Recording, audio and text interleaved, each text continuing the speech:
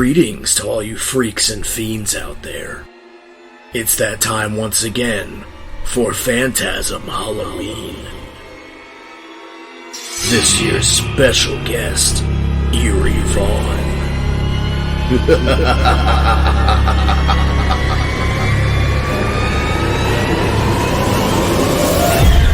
Hey, this is Eerie Vaughn, and you're listening to the Phantasm Podcast. Oh yeah, I was in Samhain, Danzig.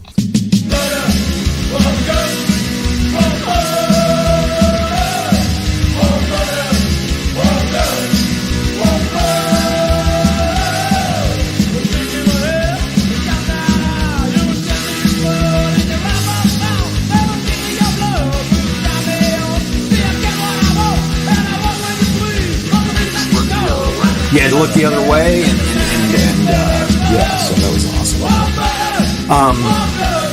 I wanted to talk with you about your painting and stuff. Are you still doing a lot of that, or? Yeah, that's what I do mostly. It's incredible. I'm working on one right now that I like. It's, taking my time with it because I got two other ones started. Sometimes I get to a point where I go like, okay, now what am I doing with this? Right. If it doesn't just come out like a song, like a song comes right out, you're good. But if you gotta let it sit there and then you go back to it and you keep working on it, usually it's not as good. But with painting, sometimes I can do extra detailed things and just take my time. And sure. This one totally whacked out, so I'm liking it. And then I get this other one or two sitting over here that I'm kind of like, now what do I do with this? Because it doesn't seem finished, but maybe it is. Man, I tell you, some of the stuff you'll post online, I'm like, God, that's incredible. Like, some of them are just, man, it's so cool, Yeah, they're all pretty nuts. Yeah, man. So what got you started with that? I started, drawing when I was 5. Really? So you've done it your whole life. That's incredible. Yeah, I've been doing it the whole time. I just didn't full-time paint till 20-something years ago, 21 years ago. That's incredible, man. Yeah, to where I paint every day, and sometimes I can paint for hours at a time, if I'm left alone, and I don't have anything else to do. So yeah, I've been doing it the whole time. I mostly drew stuff. I did a lot of portraits when I was a kid, so because that was always a thing. Sure. You could tell you were getting better if you could draw something and it looked like the person you were trying to make it look like, And I remember doing this Elvis thing, and I didn't have a lot of pictures to go by, and I used to just look at pictures and draw them. And there was this one of him, doing a face or whatever while he's singing, and my dad goes, "Yeah, it's really good, but I can't tell if it looks like him or not." Or he would say, "Yeah, it's good. It doesn't look like him though." That kind of shit. So that's Were you into comic books at all when you were growing up? Yeah, here and there. Not the way some guys are or still are. I'm pretty bad, dude. I've got a problem with it. Yeah, I kind of, I used to buy comics, and then in the 80s, I got interested again because of they started doing graphic novels. Yeah. I like when the Black Spider-Man costume came out. Oh, the cosmic suit's so cool. So I started buying them and reading them again, but I was more into other stuff, Right. So I still have all that shit. I'm not actively collecting or reading, I was just curious with you drawing and stuff, because I had a friend, and that was his whole thing was, man, I'm going to draw comics, and he was drawing. We were growing up. My buddy I was talking about earlier that I lost, and man, he was so and it's cool now because I guess I kind of needed a hobby a few years ago, and I've gotten big back into doing it. And believe it or not, when you're dealing with graded comics and stuff, man, you get into some money. I've got a pretty nice collection of graded Spider-Man stuff that's worth a lot of money. Yeah, I know. I've been also collecting for about the same amount of time. I started when I was 8 years old. So oh shit! I got I'm going on almost 50 years of collecting. So you've got some key books. Stuff. Yeah, I got some good stuff, and I also got lots of old cards that I used to go to the baseball card conventions and spend $2 here, $5 here. You had to save your money because, like, if you Right. got a $10 card, that was a big deal. Oh, yeah, absolutely. So I still have all that stuff. And me and my dad used to go, I was totally into baseball cards and baseball and stuff. So I started doing that. And then, I was always going around the neighborhood, going through the trash, picking up, like, old golf clubs and old radios and shit. Anything that I thought was cool. And he hated that. Like, my mom wasn't a collector either, but she has a small collection of things here and there. But my dad just was like, what do you want to go to that junk store for? I'm like, it's not junk, that's stuff. I gotta get my stuff. Yeah, it's stuff. It's a collection. I collected rocks. I collected everything you can think of. So I have a pretty varied collection still. I just don't actively collect because it costs money. So I mostly sell stuff for my collection. You can get into.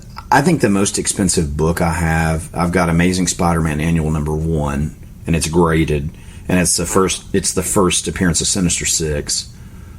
And then first appearance of Doc Ock and first appearance of Kraven the Hunter. Those are my 3 probably most expensive Spider-Man books I've got. Oh, that's cool. Yeah. It's. I'm happy to have them. I had a bunch years ago when I was living in Philly, and my roommate stole like all my books. I don't know what the hell he did with them because back then they were not nowhere near worth what the shit is now. I'm like, it's unbelievable some of the stuff I had that I don't have now. If I had a graded copy, it's worth several $1,000s, if not more. Oh yeah. Well, there was a big resurgence in like the late '80s and stuff, and that went on for a good amount of time. Yep. But a lot of that was the problem. A lot of that was people who had the money that weren't really into comics.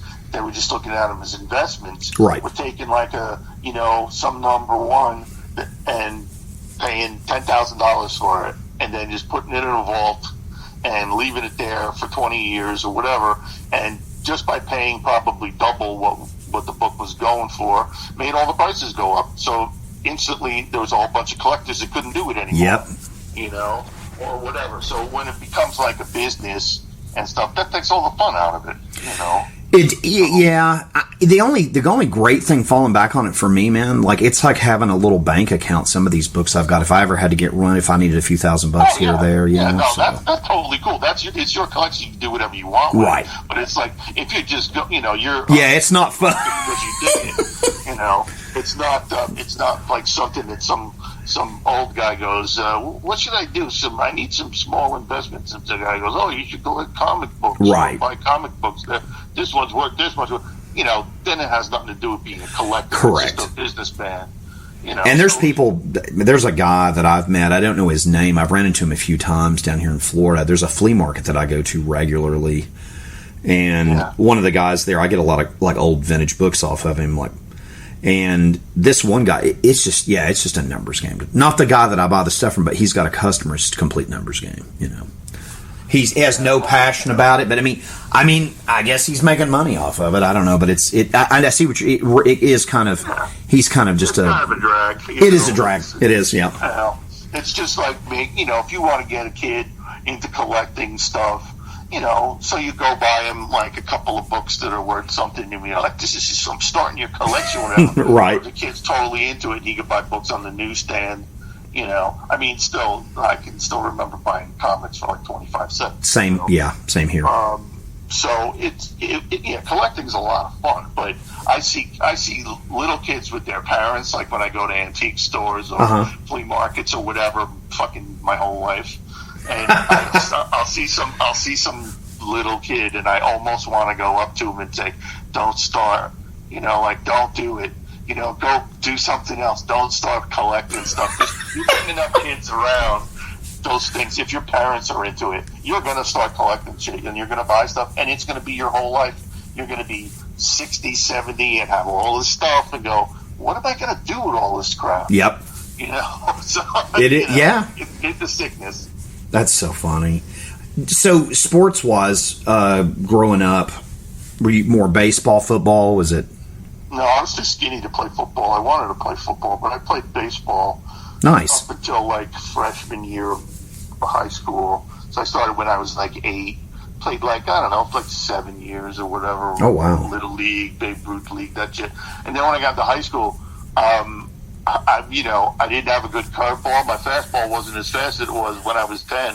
So, I started playing basketball all the time. And that's cool. Made that my whole sport, Do you follow sports at all just as a fan now, or do you? Well, I don't really have much television. I have, I don't have regular TV. I just have, like, Hulu, Netflix, stuff like that. Oh, right on. So, what I've been doing every once in a while, I'll go on YouTube and watch some game that I never saw. Oh, nice. Whatever. So, yeah, I still like watching, basketball. I like college basketball, so every March I try to watch the tournament.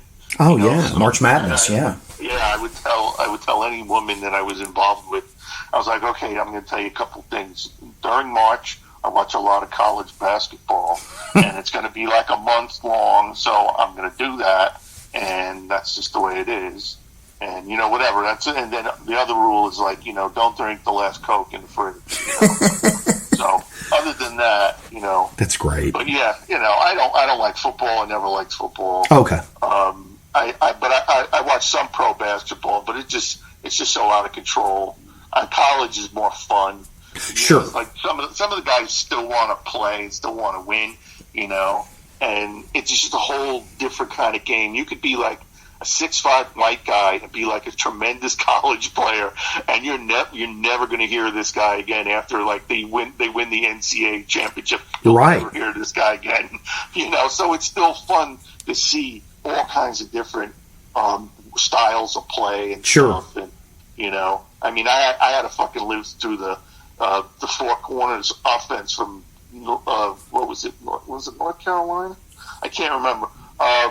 But before they put in the clock, Oh yeah. So guys could have a 2-point lead and just run out the clock for like the last 10 minutes of the game, and there was nothing wrong with it. There was no rules, no nothing. And it was just, Dean Smith used to do that. I think he was North Carolina. I'm not sure. That's it is, the Dean, yeah. So, and also they didn't have 3-point lines, stuff like that. So college is fun. Plus they have the bands, they got the cheerleaders, all the crazy people they paint themselves and all that stuff. I like college basketball. I went to Florida. I'm a Gators fan. Like I went. Oh, yeah. Man, and that's what got me into football. Like I'll never forget. Like I grew up. My uncle was really into hockey. Like I love hockey. I don't know why. Like I played hockey. I wasn't very good at it. I was a goalie, but I played. If you can believe that, in Southern Florida in the early '90s and up until like early 2000s, I played. Got into in like a beer league. I was a goaltender. Was never that great. It was never going to the NHL. It was never going to happen. But it was fun, and I loved it. And I got hurt, But he got me, when I went to school, it got me into the Gators. Like, it's weird. Like, and then I followed them, and then it got me into NFL. And then I tell you, I had a way too much fun playing, gambling on pro football years ago, which is bad, but I never played. And I swore, especially growing up like in hockey with my uncle, like I would never get into football. My uncle was like, you will one day. And I did. This is funny. It just kind of fell in my lap. I don't know why I like it so much. I have no clue. And I'll watch college just to see who's coming to the pros. So it's funny. That's the opposite for me. Right. I don't like football, but I really hate college football. Okay. I would rather watch pro football. Yeah, I love pro. I don't understand why, but I'm the same way. Like I said, the only reason I watch college is just to see who's coming to the NFL. Yeah, it's one of those things. I mean, if I had been a beefier kind of guy, I would have played football. But my dad didn't want me to get hurt because then I couldn't play baseball or basketball or whatever. Right. So and I probably could have been like one of those skinny guys that's just fast, in football. But so I was just like, nah, I'll take care, not break any bones. Was baseball where you grew up? Was that like the predominant sport when you were growing up? Was that the big thing? No, everything was the big thing. There was like a lot of music and a lot of sports. So like, if the football team was no good, then people would still go. But then they'd say, "Oh, well, the basketball team's supposed to be good," and the baseball teams were always good. We had a lot of good Lodi baseball.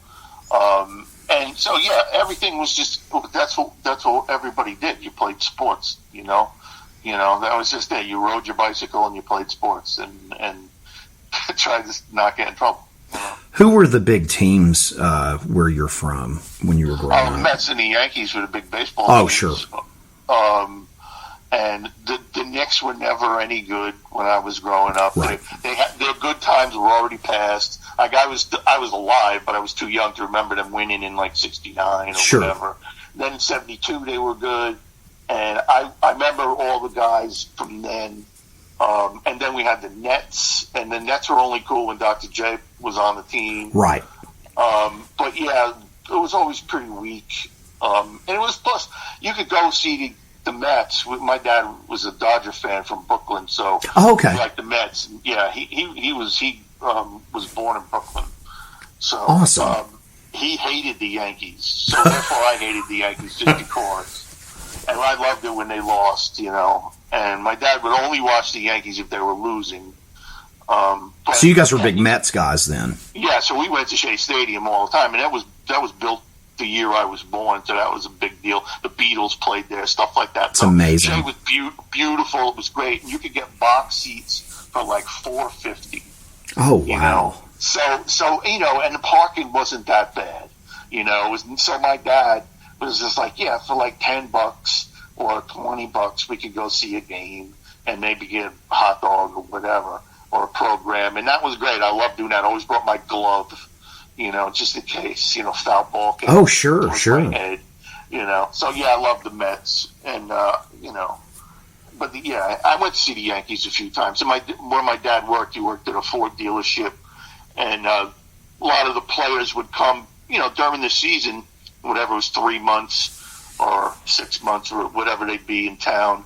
They needed a car when they were in, you know, home games. Yeah. So you had Yogi Berra would come and rent the car every year. Some of the Yankees would come. Wow. Mets guys, guys from the Jets would come over. That's awesome. They would do like a signing. They would have, you know, football players and basketball players come, and they would sit there at the dealership and do a signing. You know, it's incredible. That was cool. Yeah, and the musicians would come in. Same thing. Anybody who was in town wanted to rent a car would go over there. So you know, my dad got to meet a bunch of people. He'd always come home with an autograph or something. You know, that's incredible. That was cool. Yeah, that was cool. Now, so Mets was baseball. What about football? Was it Giants or Jets for you guys? You and your dad. Oh, if you had, I mean, if there was. Yeah, I'm trying to remember what we leaned towards. I don't think we liked either one. Okay. It depended. There was a weird time. The Jets were always terrible. And this was after Joe Namath, so sure. He had that whole thing. So I remember that. You know, that's incredible. But I think the Giants were always better. And then they built a new stadium for them. Right. And which is funny, they built this stadium in my lifetime. It's come and gone already. I thought that was really weird. I'm like, wait, they already knocked that down. It was, you know, we only showed up in like 1977 or something. That's wild. You know? Yeah, and so they already built a new one. I was like, nah, fuck that. You know, build a new one. That's incredible. Yeah, and well, the Giant Stadium was like right.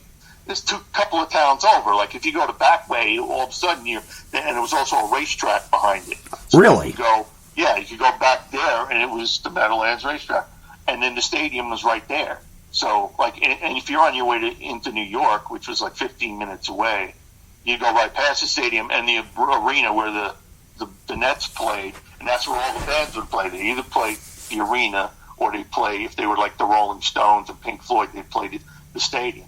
So that stuff was like real close to my house, you know, like. That's incredible, man. Yeah, so you could always go and just go in the parking lot and hang out and hear the whole concert, just pay for parking, you know, stuff like that. That's great. Did you see a lot of stuff growing up music wise? Did you go to a lot of shows or? No, I went to, when I was, you know, a regular high school age, I went to more punk rock and hardcore shows. I didn't go to, you know, big stadium shows or that kind of shit unless somebody, you know, said, hey, I got a ticket, you want to go? Right. Because, like, the music I liked, all the stuff I liked was already gone. Like, the Beatles, they were gone. I could never see the Stones because you could never afford it. Right. You know? I know kids in high school that went and saw the Stones in, like, 78 or 82 right. or whatever. But no, I just went to a lot of club shows and stuff. But I do remember going to see like Pink Floyd once because a friend of mine had an extra. I bet that was awesome. Yeah, I can't remember which one it was, but it was like, inside a stadium, so you got to think about 60, 70,000 people. And then for Pink Floyd, it didn't really matter who was in the band, really, as long as it sounded good. Sure. It was all visual, It was all like lights and movies and stuff, so it could have been anybody. Right. And the first concert I ever saw was at the Garden, Elton John, 1976. Wow, that's awesome. Yeah, I was 12. We sat in the last row. That's awesome, man. I bet that was a badass show. Yeah, it was really cool. But, what did I know? I mean, I was 12. The only stuff I'd ever seen was on television. Sure. So, yeah, it was interesting. Plus, to go into New York when you're that young at nighttime, my dad was terrified to go into the city, because, you could get mugged. You could get, murdered. Sure. So, so they never wanted to do that. But, what about Kiss? Did you ever go see Kiss or Alice Cooper? Just in the makeup reunion show. Oh, okay. I didn't know if that was something you grew up watching, going to see them. No. Kiss was like, I had a lot of friends that were into Kiss because we were that age, like sure. Grade. That's why I figured I'd ask you if that was a. Yeah, so we were the perfect age for them, and I drew a lot of album covers for kids when I was in school. Awesome. They're like, "Can you draw this?" And I would sit there and study hall and draw album covers. That's awesome. No, I never really got into them. And plus, that stuff was like, to go see a show like a Kiss show at the Garden, I couldn't afford that. Expensive, right? Yeah, it probably wasn't that much, but it seemed like it. And then how am I going to get to New York, at that age? Right. And then when I got to be an age where I could go into New York, none of my friends wanted to see shit like that. Right. We all went for like punk rock stuff, See, I think that's cool. It's got to be a different perspective on it, where, and that's why I was just curious. Like, I know Blue Oyster Cult's from New York. I didn't know if you ever got to go see them or like some of the. That's right. That's why I brought up Kiss. I know. I mean, popular everywhere, but I know that was like a New York. But at least I think BOC's New York. Kiss so definitely was a New York band, So yeah, but BOC. Did you ever go see them? Not your thing, or just never? No. Right. No, I didn't even know who they were. Oh, okay, right on. I only got exposure from like, at the time when I was a kid, I had AM radio, transistor radio. Sure. So you only heard what they wanted you to hear. Right, exactly. It wasn't like, hey, here's this deep album cut we're going to play. Or whatever. That didn't happen for like 4 or 5 years. And then I got like an FM radio, and then they would play like one whole side of Pink Floyd or whatever. Right. They'd play the Allman Brothers or the Grateful Dead or Springsteen. Sure. Nobody else was playing that shit. I was listening to like Three Dog Night and anything that was like on AM radio, the Jackson 5, Right. Motown, Temptations, that kind of stuff. The Osmond Brothers. Oh my God! Oh wow! What a horrible time that was. So what got you into the? That's funny. Oh no, it's awesome. I mean, it's not awesome you had to listen, but it's funny to reminisce. So there were that. Well, but what got you into the punk stuff as opposed to like if your friend you sound like you were drawing album covers for your buddy, they're listening to Kiss stuff. What got you into like the punk and that kind of was there something about that, the attitude of it, Scott? My sister, she's like 4 years older than me. Okay. So she was, had a car, whatever. She was going to shows in Jersey, at the clubs. Sure. She was going into the city with her friends. We had a couple of great record stores. Even back then, which was, I think about now was kind of cool, that you could go to these regular record stores, but they were like standalone, like at the highway, like a Pizza Hut or something. Right, but right. But it was just a record store. That's amazing. Like something in the mall. So there was a bunch of those. And you could go and you could get the Ramones, you could get the Clash, stuff like that. And some of the new wavy underground shit, you could still get it instead, and without having to go into New York, which is what you mostly had to do. If you wanted to get underground punk rock stuff from England, you had to go into the city, Right. Then you had to pay import price and stuff like that. So my sister used to go to this place called Disco Mat, and you could get a new record for $5.49 and a record from last year for like $4.99. Oh wow! So for like $10, you could come home with 2 new records. and my sister came home with like the Ramones, you know. She came home with the Clash, the Pistols. So I was like right there. I was like, yeah, this is cool. And she would like listen to, you know, our rooms were like only 10 feet, 12 feet down the hall. Right. Whatever. So I could hear what was going on, and she would come in and say, oh, you got to hear this, you got to hear that. And I'd go in and listen and stuff. And she wasn't there, then I'd, you know, steal her records and play them, you know, on my little rinky-dink stereo, you know. So, yeah, she was awesome. A big influence. And then there was like two guys in high school that were into punk rock stuff and a lot of English stuff. And then Doyle, you know, from, you know, Jerry being in the he started talking about it, too, because he was always, like, dressing the part. And, like, but in, like, 7th grade, you wouldn't even know. He looked like everybody else. You know, long sort of feathered hair, you know. Uh-huh. But by 8th grade, it was a little bit different. Then all of a sudden, he's talking about the Sex Pistols and talking about his brother's band and things like that. And then, you know, overnight, he's like a punk rock guy. Right. So he would tell me stuff. But mostly, then I had to just, you know, like he wasn't like saying, hey, you know, I made you a tape, or hey, you got to listen to this, you know. I had to get that from other sources, you know, like mostly my sister and these other two guys that I went to school with, you know, would say, oh, you should listen to this, I'll make you a tape, right. You know, or hey, this band's playing, you want to go into the city. So I'd be 14, 15 at that time, so it'd be like, yeah, I can go in the city. Now, were you and Jerry in school together? No, Jerry graduated in 77, okay. I think. We graduated in 82, so he was 5 years ahead of us. Oh, okay. Yeah, Glenn was like 3 or 4 years ahead of Jerry. So, damn. Yeah, that's actually really cool. But all in the same? Were you all in the same school? Though I mean, you didn't go to school together. But was it the same school? Was it in the same area? Was it like we went? See, Glenn went to the high school that was up on the hill, old timey kind of built in the 30s or whatever. Right. That was the high school. By the time they built a new high school, and that's the one Jerry went to. Glenn had already graduated, right. And they turned the high school into the middle school. So me and Doyle and all our buddies went to the middle school. It used to be the old high school, and then we went to the new high school after that. So gotcha. We were all in the same neighborhood, pretty much. Glenn was closer to my house than Jerry and Doyle was. Like they were across the highway. You had to like actually cross the highway. Oh wow, okay. Yeah, that was always a pain in the ass, but it cut out like a really long walk otherwise. Right. You know, so that's wild. We're all in the same neighborhood. We had a lot of the same teachers because, you know, back then teachers were teaching for like 25, 30 years. Yep. You know, you'd be like, oh, I had your sister. I hope you're as good a student as her. Oh, I hope you're not. You're in for a disappointment, you know.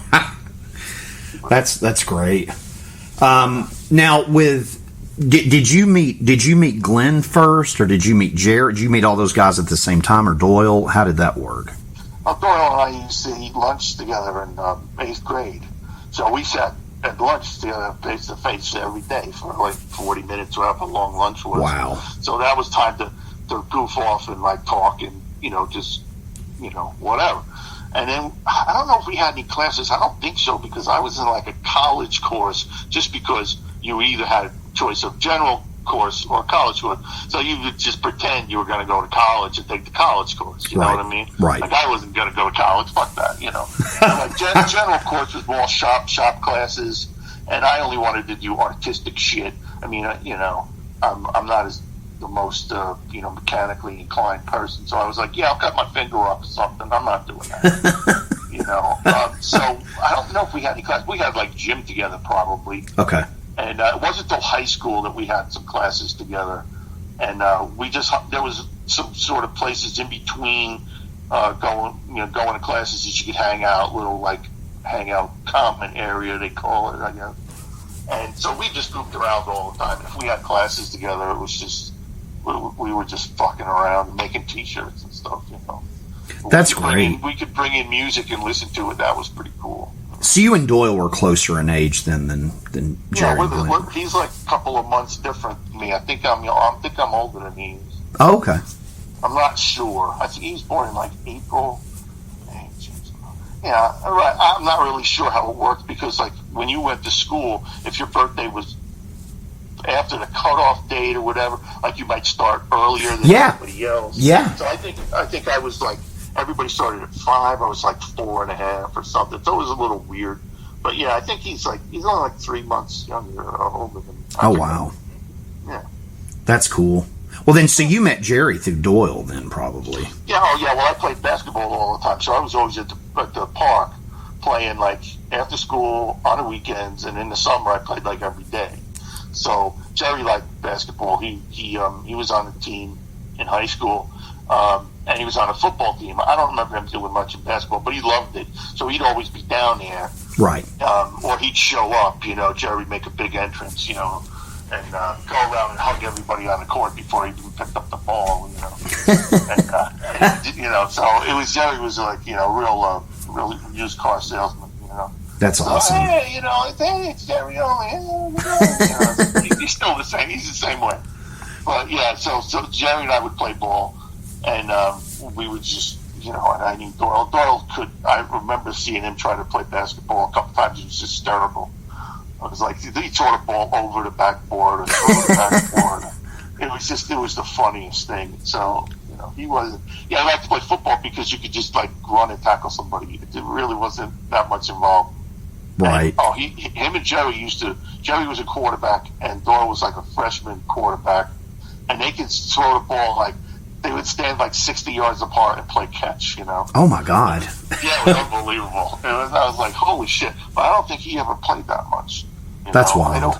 I don't remember him playing that much in it because I used to take pictures and, nobody wanted to shoot the freshman games. But, So I got a couple pictures from high school. I might put in the book. I don't know. Oh, that's awesome. Yeah, I'd love to see that. If I could find them. Yeah, that would be incredible. Now, as far as, like, did the two of them introduce you to Glenn, or did you already know Glenn, or? Oh, no, it was to the time I was going to go take pictures. I already knew Jerry and Doyle, and I think I knew Kenny. I'm not sure. They're the middle brother. Yeah, I knew Kenny from high school. Yeah. I'm trying to get the timeline. Yeah, Kenny was like a senior when we were sophomores, so he was a real prick and a real ball buster. But he was always in art class, so I would have run into him a bunch of times, and he gave me shit every chance he got. That's just the way it was. And this is Jerry and Doyle's brother? Yeah, Kenny. Okay. Yeah, he was a sculptor, and he did this great monster stuff, and he was always working on some piece or whatever. So we were, as friendly as you can get with somebody with, his sense of humor. That's hilarious. So, yeah, no, I met Glenn because we went to do the pictures. It's like, hey, I'm going to take pictures, or, you want to take pictures of Misfits? I said, sure. And he said, okay, we're going to do it Sunday. And I thought, because it was like Friday, I thought they meant like next Sunday. Right.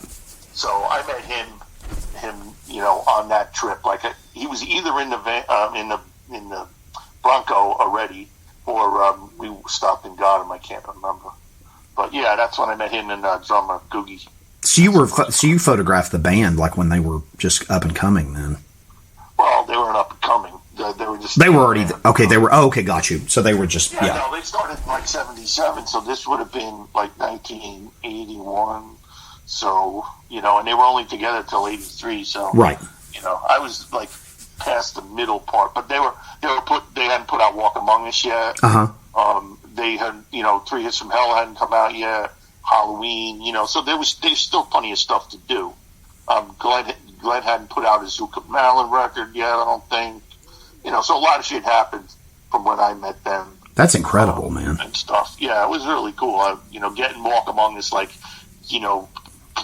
when it came out or wasn't out yet, I don't remember, was fucking awesome, and just fucking listen to it and go, oh, this is so great. So what was that like? Like, were they, this is obviously, I was like a lot younger. I'm in that time frame, I'm just younger, but like when they were, because this is phenomenal to talk about this with you. So you were photographing them, and now were they in that area? Were they really popular? Now, were they touring a lot, or how was that? Because I don't know a lot about the Misfits as far as that. They didn't. The rap on the Misfits was like that they only played on Halloween. Okay. That was the deal. Like, see, but a lot of the people who were saying that had missed the fact that they played at Max's a lot, or they played at CB's, or any other clubs, or they played out of town now and again. But they just didn't have opportunities to play a lot of times, because at certain times there wasn't. Some clubs had closed and new ones hadn't opened, so there wasn't always a lot of places to play. That was part of the problem. So you had to go out of town, and then working around all the guys in the band's schedules, and if they could afford, how are we going to get there? Sure. Stuff like that. So there's always a lot of bullshit involved. Like, there wasn't always like, oh, we just have a van parked in the driveway, we could just hop in at any time. Right. Right. So it was always like, okay, well, we got to buy a van, or we got to rent a van if we want to go on tour. And then it's like, so they didn't play that much by the time I was involved, But before that, they played Max's Kansas City, frequently, and a couple of other clubs, and some clubs in Jersey and stuff. But they didn't really go on tour, I don't think, till like Doyle got in a band. I remember them doing like a Midwest tour or something. Might have been a couple of weeks, and then they did the Walk Among Us tour for like a month. Oh, wow. While we were still in school, which that's insane. Yeah, I'm like, Doyle, you suck, man. You're just going on tour for a month and you don't have to worry about it. He's like, yeah, my mom wrote me a note, or whatever. So yeah, then he came back from the tour, and it was all, it was all different then, But yeah, I didn't think they played that much. I mean, the first show I ever saw was them on Halloween, like 1980. Wow, that's awesome. Yeah, the year before they. Now, did you photograph that when that show that you had went to on Halloween, or? No, I was going out with my sister and her friends for Halloween, so we were going to a couple of places. We went to some Jersey clubs, and I was dressed as the Invisible Man, so I couldn't see anything. Bandages all over my head and stuff. And that way, because I was only like 15, I couldn't get into bars and shit. So since I was the Invisible Man, nobody could see me. So they couldn't card me. And so, but going into New York, they didn't give a shit. But no, I didn't bring the camera. For one, it was my dad's camera, and I'm not bringing it into New York and have it maybe get stolen. It was like a $300 camera. Oh shit! So I didn't bring it. I didn't have my own. So, but the funny thing is, there's a picture of me in the crowd at that show, and I only seen it the last couple of years. I was like, holy shit, that's me. Someone's got a picture of you as Invisible Man at the show. No, by that time I had taken all that off. But I had borrowed my dad's fedora. It was like a black hat. Okay. And used to wear to work. And I put that on my head so like the invisible, you would be able to see the hat. Right. Around, sure. So there's a picture of me with my fucking biker jacket and his stupid fedora on my head. I mean, yeah, it's sort of like a Clash thing, That's awesome. But yeah, I saw the picture and I'm saying, holy shit, I'm standing right there in the front. Nobody's like real. There wasn't stage diving a lot, at that particular show. But yeah, it was just to go out for Halloween, and we went to a couple of clubs in Jersey, and then we wound up at Irving Plaza, and see the Misfits. It was probably like $8. Oh wow. Maybe 10. Misfits used to be able to get $10 because they were the Misfits, and just because they put on. They put on a better show, and they were like, back then, everybody was like skinheads and hardcore stuff, and they would just, but the Misfits showed up, and it was like, our version of like Kiss, like a big rock band. Sure. So they could get $10, and then it'd be like 4 bands on the bill or 5 bands on the bill. So that was really awesome. Misfit shows were always like an event, Now, after that show, did you photograph them? After that, like doing some shows, or did you? Yeah, I did. They did another show. They just like I can't remember like the exact. Sure, it's no big deal. It's cool. I shot them in another place on Houston Street called Chase Park. Okay, that was my first time, and I went the whole day pretty much, and helped with carrying the coffins up the stairs and, whatever other gear. I moved Jerry's basses around and stuff. When I wasn't taking pictures, because Glenn was just like, wait till the show. Like, don't waste any film. Like, he didn't care about backstage stuff. He didn't care about, see, all the stuff that everybody wants to see now, like all the behind-the-scenes stuff. He didn't care about any of that. He's just like, don't waste your film. Don't waste your film. So and I took enough of that stuff, and I'd be like, I got plenty of film. Don't worry about it, And that show was funny because it's like, okay, you're there all day, you're waiting. People are coming in, people from high school, your old high school buddies, guys from the football team. Jerry was big on that, everybody coming in. But there's nobody in the place, there's like 25 people, and it's like, well, we can't go on for 25 people, so it's like 1 o'clock in the morning. Then, you're waiting, it's like 2 o'clock in the morning and stuff, and it's like, it's like, okay, well, we got to play eventually, so, but it got to be really late, and they went on, and I could do whatever I wanted, because people were just standing there watching them. There was no slam dancing, no nothing, stage wasn't high. And so I could run around, take all the pictures I wanted and stuff. And they did an Elvis song that night. It was great. That's amazing. Now, so their shows, they weren't like, if you went and saw another punk band around that time that you saw, Misfits, were their shows ever dangerous? Were they like, were the crowds crazy? Was it just a different type of crazy? Or? Well, see, like later on, like, at that time even, if you went to see like the Dead Kennedys, it was a fucking madhouse.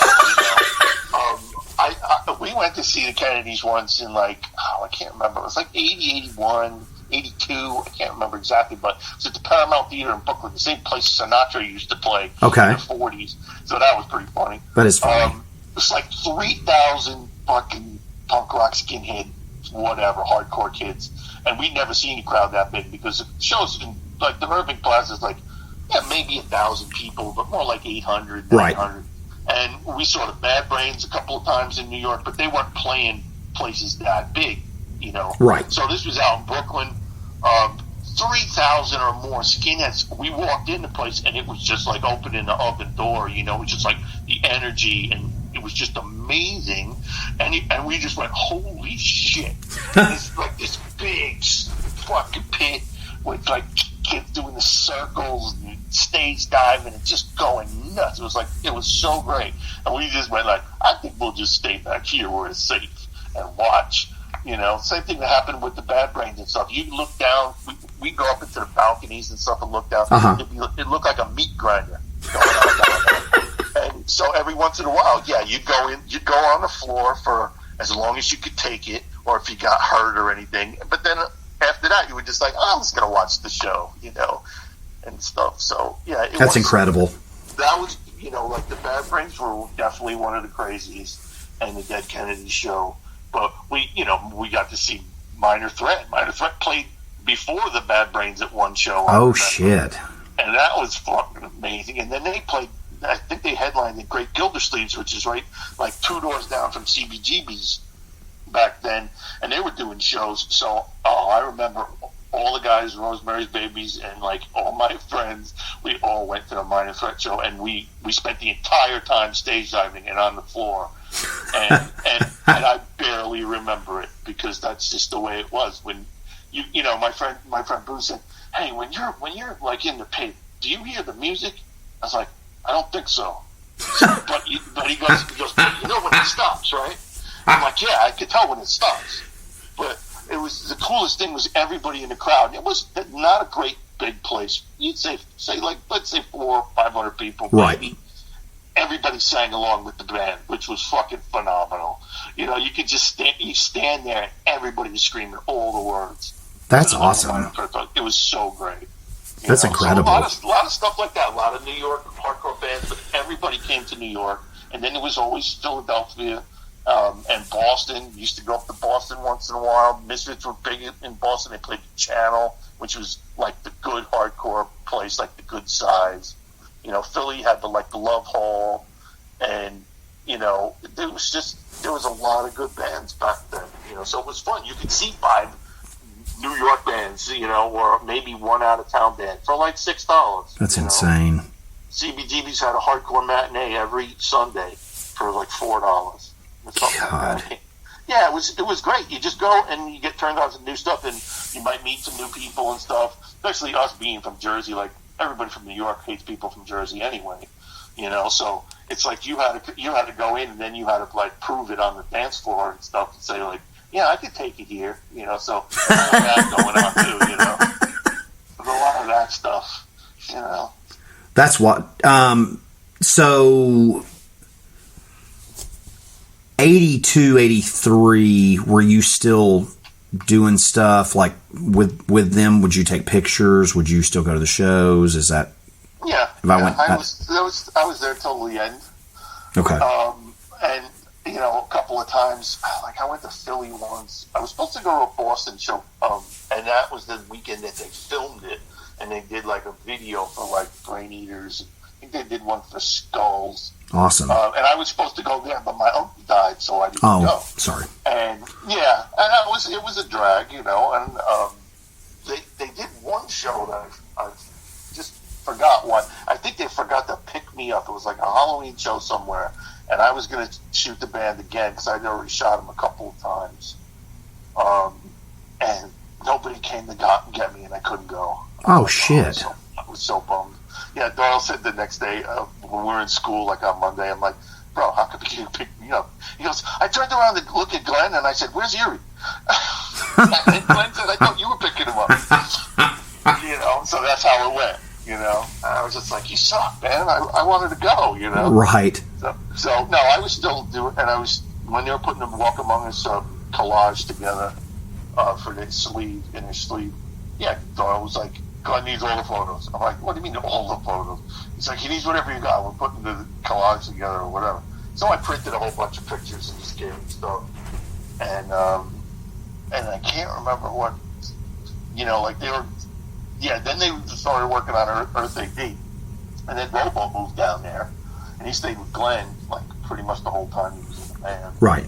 Which was weird because Glenn lived in, like, a basement apartment and they had, like, one bed. Oh, God. Robo must have slept on the floor because, you know, I can't see him doing anything else. Yeah, then they did that, and I shot him the last time in Jersey City, and they were playing all Earth AD type stuff. And, you know, that was pretty much it. So that was good. Oh, yeah, I was going to put out Rosemary's Babies 45. So Glenn was helping me with that, giving me all the phone numbers. Mm-hmm. And we went to the...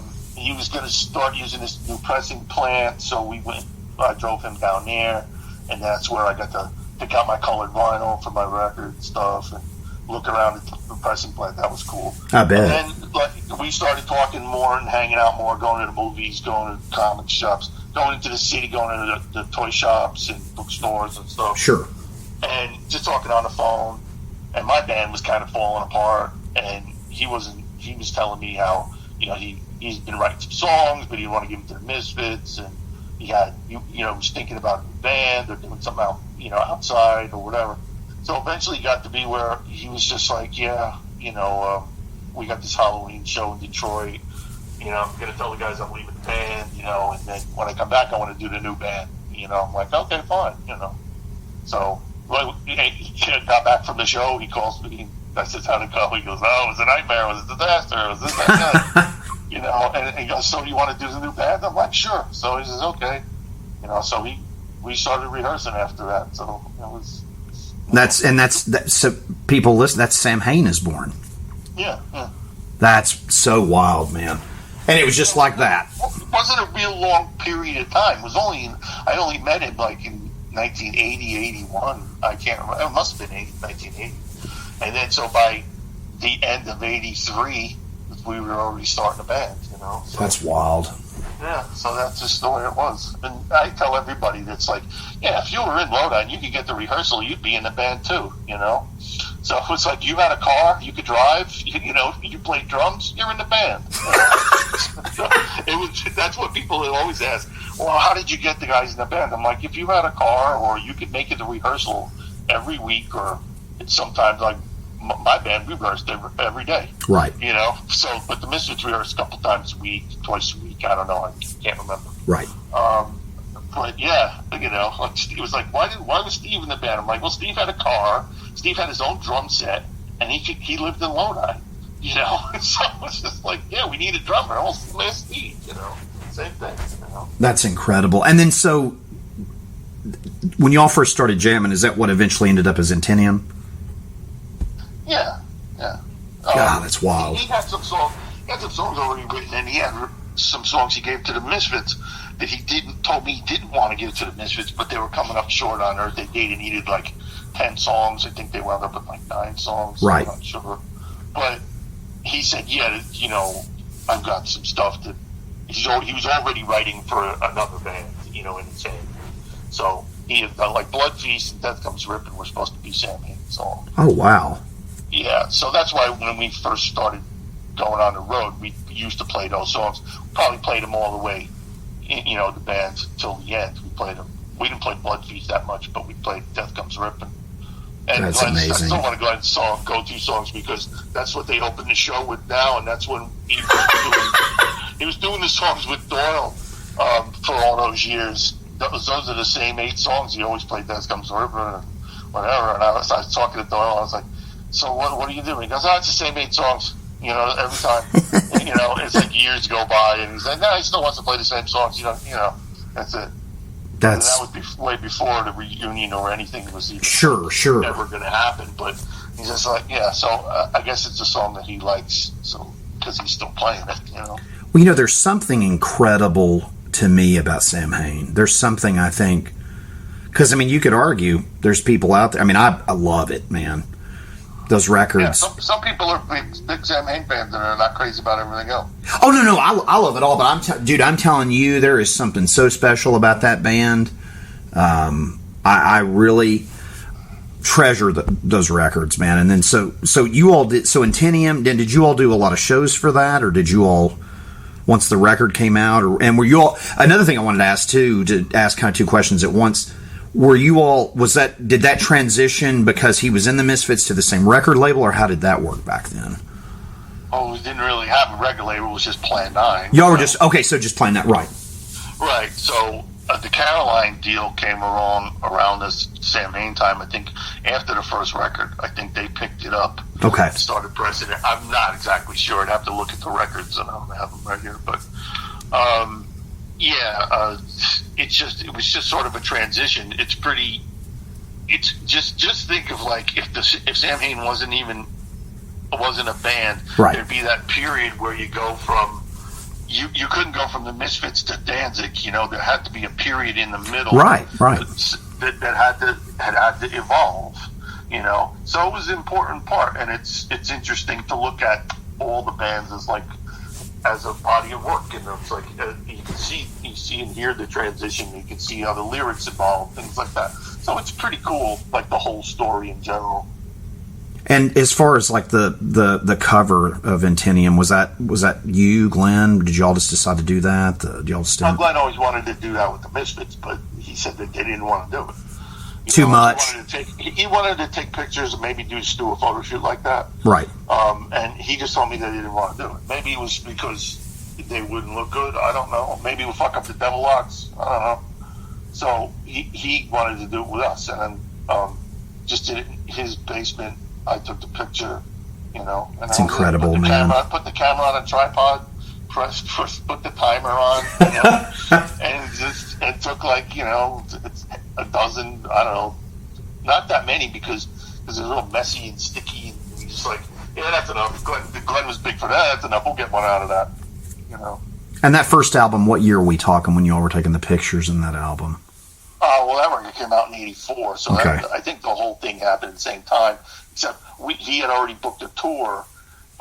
Like a regular, you know, going out to the Midwest kind of tour, which would have taken a couple of weeks, but the record wasn't out yet because he had like this timeline, and I think we were just like a month behind, like in where he thought we'd be at the time. So the record wasn't coming out for another month. So we went out and did shows and played to like nobody. You know? Really? Yeah, it sucked. We played to like 20 people here. Oh. You know, 50 people, and nobody knew. You know, you put on the flyers, you know, ex-Misfit Glenn Danzig, but, you know, only the Misfit people knew who the Misfits were, really. Right. You know, nobody knew. It was the same 100 or 200 people in every city that you went to, like, you know, the hardcore scene, the punk rock scene. The same people went to every show. So those people might go or they might not go. They never heard of this. They're like, you know, whatever. So, yeah, we played to a lot of nobody. And then, like, the next time, then we started playing to bigger crowds because then everybody was like, oh yeah, okay. The album's out, right? Yeah, and so then it was fine after that. But we didn't play really big places. We played decent size in LA. We played to like 2,000 people. Holy shit! Second record, and then we played the Ritz a couple times, which is always a great gig in New York. Oh yeah, that's like 1,500 to 2,000 maybe, because they had a balcony and shit. But the Misfits had played there, and that was a really good New York gig. So I always loved playing there. And I'm not sure if Danzig played. We played the New Ritz, which was the old Studio 54. Oh, okay. Yeah, I don't know if we played the old one, but Samhain got to play it. And I saw a lot of shows there, so I was very comfortable in that place. So I really liked playing there. But yeah, it was the same thing. You'd go to Pittsburgh and you play to like a couple hundred people. It's just that was the scene you were in. So it wasn't a big deal. I mean, Samhain was selling way more records than the Misfits ever did at that particular time. We sold like 30,000, 40,000 copies for an independent. That was really good. Oh yeah. Yeah, and that's by that time. Then that's when the major labels, if you're selling 50,000 copies, they start paying attention to you because that you start making money. Sure. So then you go, I bet you I could sell 250,000 on these guys, then that would be good money. So that's when all that started happening. So the first album, 84, you guys do the tour. Album's not out yet, not the greatest crowds. Then the album drops. It's going great. And I just want to tell you, just let's just stay in 84 for a second. Just imagine me in Florida, okay? By 87, when I found out who Samhain was, it was stuff of legends, my friend. I mean, seriously. People look, it's like... They were also being like, because all these people had never seen them or never got a chance or whatever, when they broke up, that's what happens to every band. It's like, all of a sudden you hear all these stories, you buy these records and stuff, and you're like, oh, I never got to see them, and it's become a big deal, Well, it was wild because like my first Danzig show, first album, I want to stay with Samhain a second if that's cool, but I just want to tell you this real quick. I couldn't believe it. I was so nervous. I'm like, I'm going to get to see, some of Samhain tonight. This is, and then of course Glenn Misfits, and then, you because of Samhain, and then both of you together because of Samhain.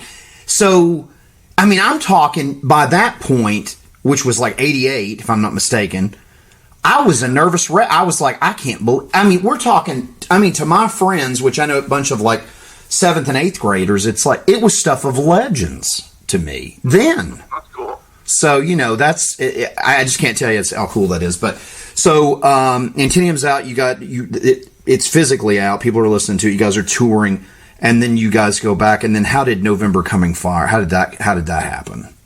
Like from we did the Unholy Passion record in between there. Oh right. Let's talk about that too, if you don't care. Yeah. So that was just an EP. So it was only like 5 songs, and I think it was just the type of mood Glenn was in, the kind of music he was listening to. Sure. That he wanted more tribal, more like, even more underground and stuff, and just wanted to put that out as a statement rather than doing a whole record like that. I never got around to saying, well, why didn't we just do a whole album? Because it costs the same amount of money to press a 12-inch, no matter how many songs are on it. Right.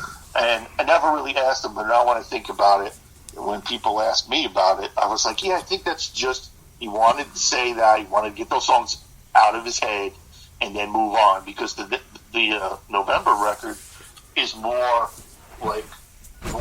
accessible and more like, the songs are more polished, if not even, but you know what I mean. I do, in comparison, absolutely. More accessible, I think, definitely more song-like, and not so much emotion and stuff like on records, and just like trying to get your vibe across, which is real hard and vinyl, Oh yeah.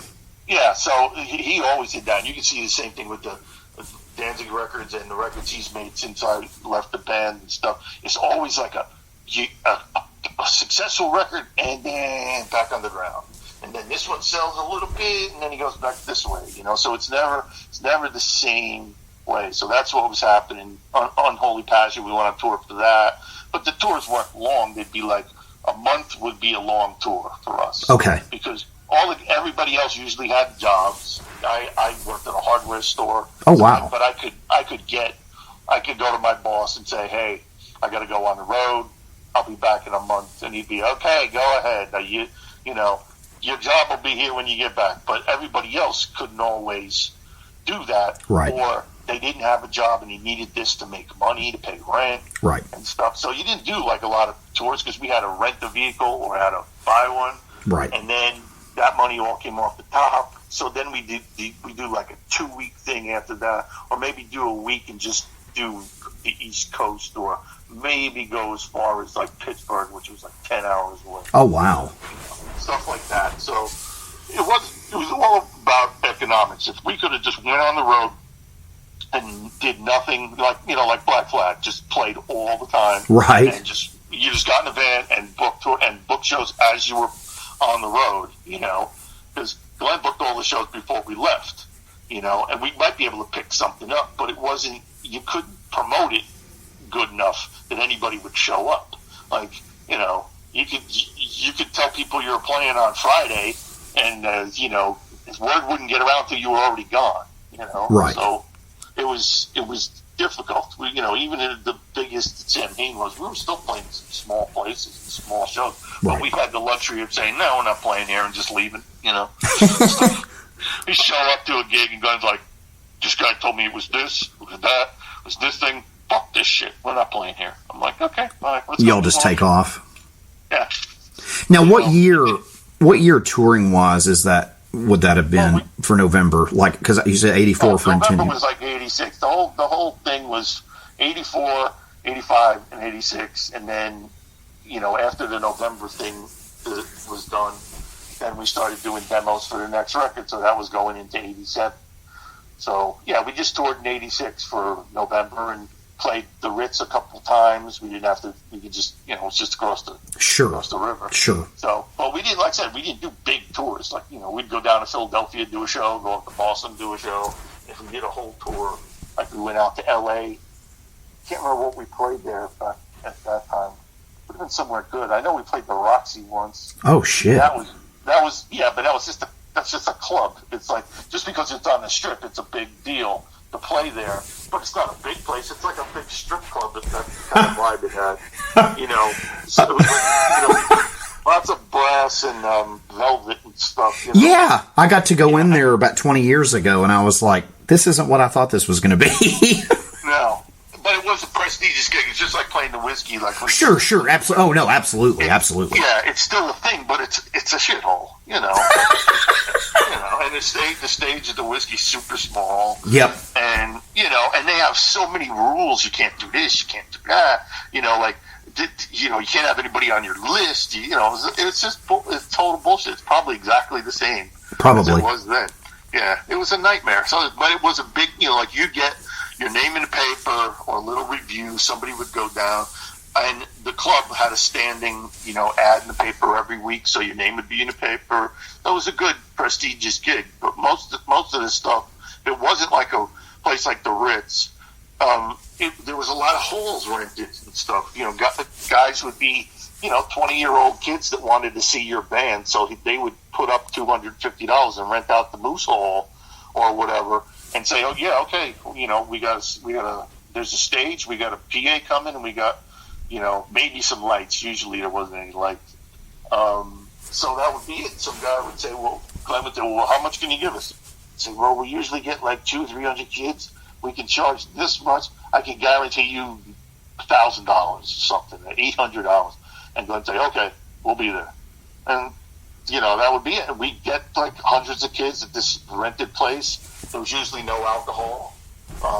And we'd make our money and go on to the next gig, So when you guys would go West Coast, was it just California, or did y'all hit shit on the way, like Arizona and shit like that? No, you'd have to drive out there. So okay. You played all along the way. Usually we'd go in one direction. Maybe we'd start up like north, start at Pittsburgh and go straight across, go to Chicago, go to Detroit, go to Cleveland, and then whatever. Like after that, there's like Phoenix, Colorado, Seattle. Right. We didn't play a lot of those places because if the Misfits hadn't already been there, it was like Glenn didn't really have any connections. Like you, right. Like your tour was only as good as the next phone call you could make. You know? Right. And also, like, if you had a guy, you would say, "Hey, do you got any numbers for somebody in Seattle? We've never been there." And this guy said, "No, let me make a couple calls and I'll call you back." So if you had a connection, then you could work your way that way. But then you go to L.A. and you could maybe book a club. Right. Because they mostly had just clubs there. There wasn't a lot of the rental gigs going on. And that was hard because there was a million bands, and there was only certain places would let, that kind of music be played. And a lot of the bigger clubs are like, nah, they'll come in, the place will get wrecked, no, we won't get a big enough crowd, so. Right.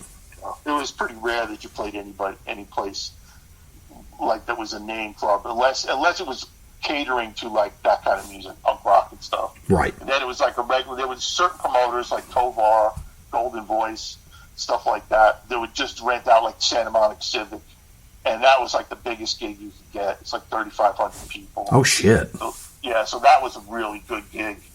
Like Misfits played Black Flag there for one of their biggest shows. And that was really cool. That is cool. It's not like you could go in every city or every state or whatever. There's going to be a certain amount of like old movie theaters or old, vaudeville theaters, and that's what Danzig played. We played all those things, which was great. But back in the Samhain days, Misfit days, you couldn't play those kind of places because you couldn't fill them up. Right. Now, did you guys with Samhain? Did you all ever play in Vegas? Oh man, I don't know. Maybe. I don't think so. Yeah, it could be. I mean, sometimes we had shows booked that got canceled, or you'd show up and the cops would close the show or whatever. Oh, shit. So, yeah. I don't think so. But I know we played early with Danzig, so I don't think we played Samhain. That's what I was about to say. I'd say anything you all probably missed with Samhain, you probably made up big time with Danzig. Well, it was also, then it was the music was being more. Was like, no, these guys are like, they would say heavy metal or whatever, so that wasn't as bad as saying, yeah, they're a punk band, So, you couldn't say, oh, they're a rock band or a hard rock band, at that particular time. There was a bunch of bands that were just playing kind of like bluesy rock, like Circus of Power and, bands like that. Oh, yeah. A lot of tattoos, a lot of guys from New York, things like that. And, so it wasn't as threatening. Because the Ramones had already been out. Right. And they were pretty much a rock band. They weren't really a punk band anymore. Right.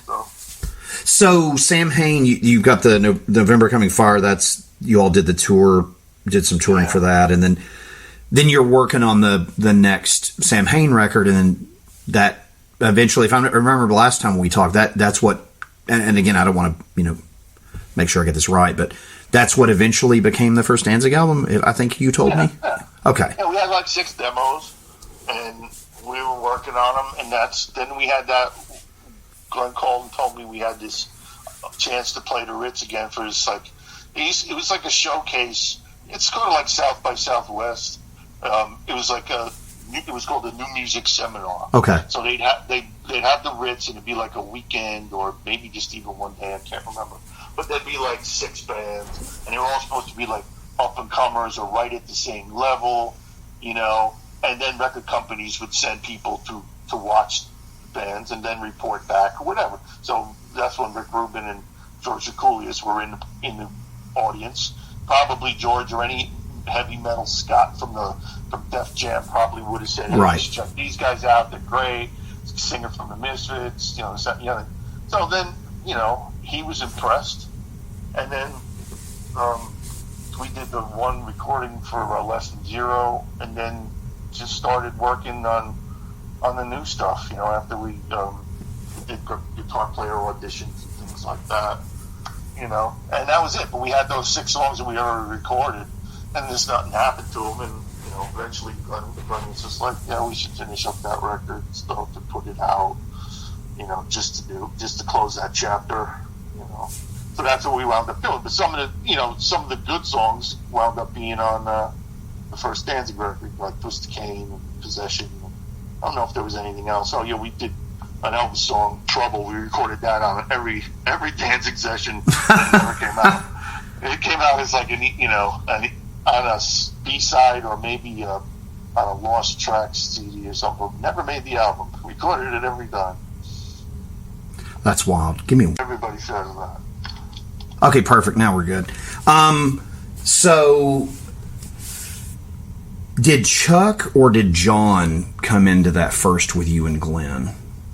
Yeah, John showed up first. Okay. He got because we still were using London as a drummer, and he got John the audition because his dad knew John's dad, and it was like, my son's in a band. They're looking for a guitar player. Oh, my son plays guitar. Oh, wow. Yeah, so he drove up. So it was like 4 or 5 hours from Baltimore to audition, and he was like the last guy, and he's the one who got the job. And then we were like, now we got this killer guitar player. What are we going to do? We need a better drummer. Right. Then we got Chuck Biscuits, and that was all she wrote. So that classic lineup is the shit. I'm not knocking anything, and I think I told you this a few years ago. I'm not knocking the stuff Glenn does now, but I'm telling you, there's something so special about that original band with you and Glenn and John and Chuck. It is the shit. I'm so fortunate to have seen first tour, second tour, third tour, and then, if I'm not mistaken, by album 4, was it just you, John, and Glenn? Is that not right? Yeah, Chuck left after that Metallica tour we did. Right. I'll tell you, one of my favorite tours that I saw you guys do also was opening for Sabbath with Dio. Oh, yeah. We did like 2 weeks with them. Yep. That's like one of the only bands we opened up for besides Slayer, Metallica, Sabbath, and what else? One other band we opened up for, I think. I don't know, but it was, that was pretty good company to open up. Oh my God, it's incredible. And that was fine. It was like Glenn and Chuck didn't want to do it. Me and John thought it would be a good opportunity. Plus, we get to hear Sabbath every night. Fucking A. And we sort we're going to reach Sabbath's audience because they're going to love us, and they did. And it was just like, this is an opportunity to expand our fan base. More people buying the records. Sure, absolutely. You want to keep moving up, so we did it. Chuck thought it was like too big of a rock star thing, I think. And Glenn was just like, I don't want to open for Sabbath. They're nothing, it's just that kind of stuff, anymore, without Ozzy, I guess. Sure. But it was cool. Yeah, I remember doing those. Those are like Sheds or something.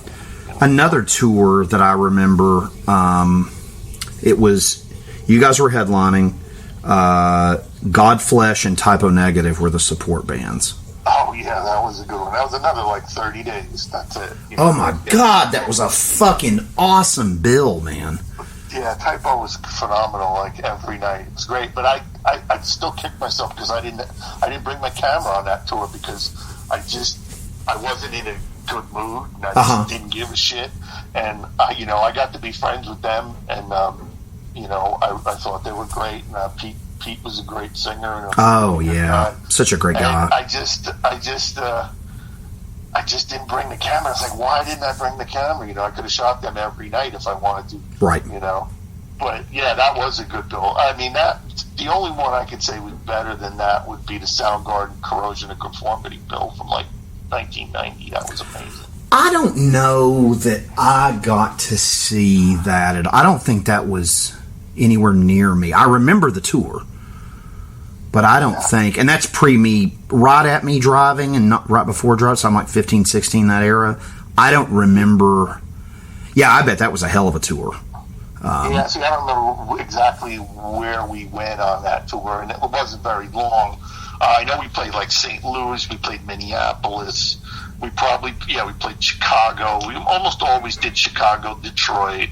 We play Harpo's in Detroit, which is always awesome. Oh, yeah. And we play some theater in Chicago, and we probably didn't go very far, probably never made it to Florida. I don't know, if we did, but maybe I just couldn't have went. Maybe my friends went, and I just didn't get to see that because I remember you all touring with them. It's always something like that, nobody I know is going, or I can't get there on my own. Right. Now that was I'm trying to think. Now, How the Gods Kill, I remember y'all did a shitload of touring for that. Yeah, that was like the longest we toured, and we should have been touring like for like a year for every record. You know, like other bands were touring for like 2 years on a record. Typo Negative did that. White Zombie did that. Even fucking Bruce Springsteen was doing like 2 year tours, and we would tour for like 6 weeks, and Glenn would want to go home. Right. You know, and the tour manager and all the guys who were all the road dogs have been, you know, through all this stuff. He's like, dude, you guys don't play enough. You know, like you don't tour enough. You just start making money and then you quit. Right. Then you'd have to start up all over again, like next month or the month after or whatever. And you got all the recording, all the startup costs, you know. And so the longer you stay on the road, the more you can stay on the road because you start to make money. You know? Right. So we never did that. The tour managers would say, "You guys tour like you Led Zeppelin." I'm like, yeah, I know. It's like it's not my fault. You know, I'm just the bass player. What do you want? You know. Now I want to see my cats. That tour, I think Caius opened for you guys when I saw you. Oh yeah, that was a good one. And then who was on middle on the bill? I think they opened the bill first on the bill. Can't remember who was. Yeah, there was somebody else on the, and I can't remember for the life of me right now who the fuck it was. Caius was good though. I'm glad to see that people are still like crazy about them. You know, they still. Oh, Caius? Oh, yeah. Yeah, because I had no idea they were just such young kids. Didn't know that they were going to even do anything, or like they were going to offshoot into other bands and do something. Yeah. Yeah, I had no idea. And our sound man actually was doing sound for them because they didn't have a sound guy. Oh, wow. And so our sound man was so cool, and he had nothing to do at that time. So we was like, "Bro, is it okay if I mix sound for these guys?" I'm like, "Yeah, don't make them sound too good, though." You know? And so he did that, and I'm sure they sounded great. I can't remember. It was just it's too long ago, but yeah, that was a good tour. You know, and the White Zombie tour was great too. And they played with us. They started with us in Europe, and they did like most of the Europe tour, which was like 2 months. That's wild. And then they did like 3 weeks in America when we came back, and then they went to Pantera after that. You know, I remember that tour. Yeah, I remember that one.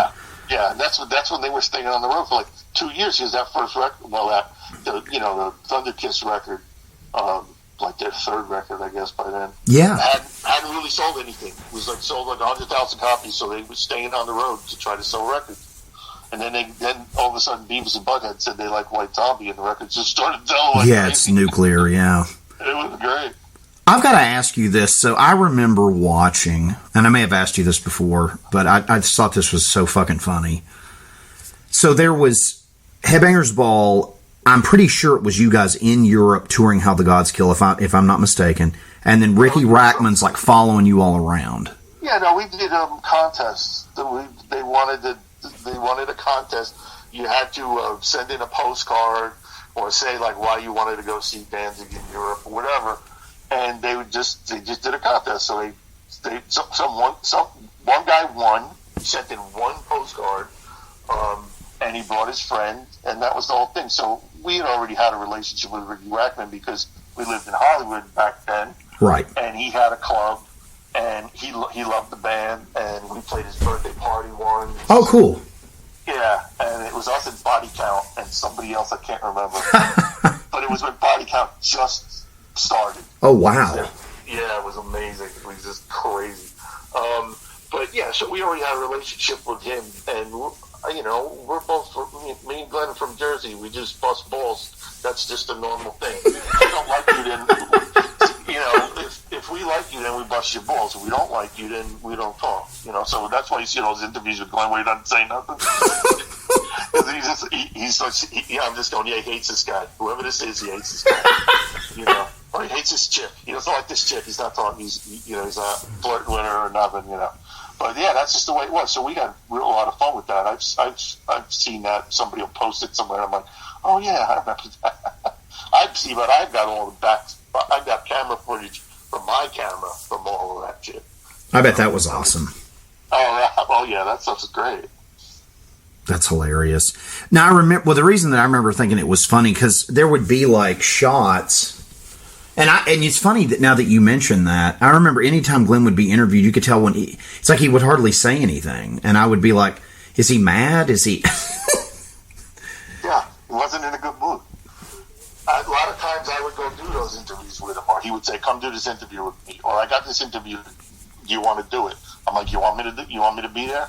So a lot of times I would go, a lot of times I won't. So then I'd be like, I'd see the interview, I'm like, I should have went.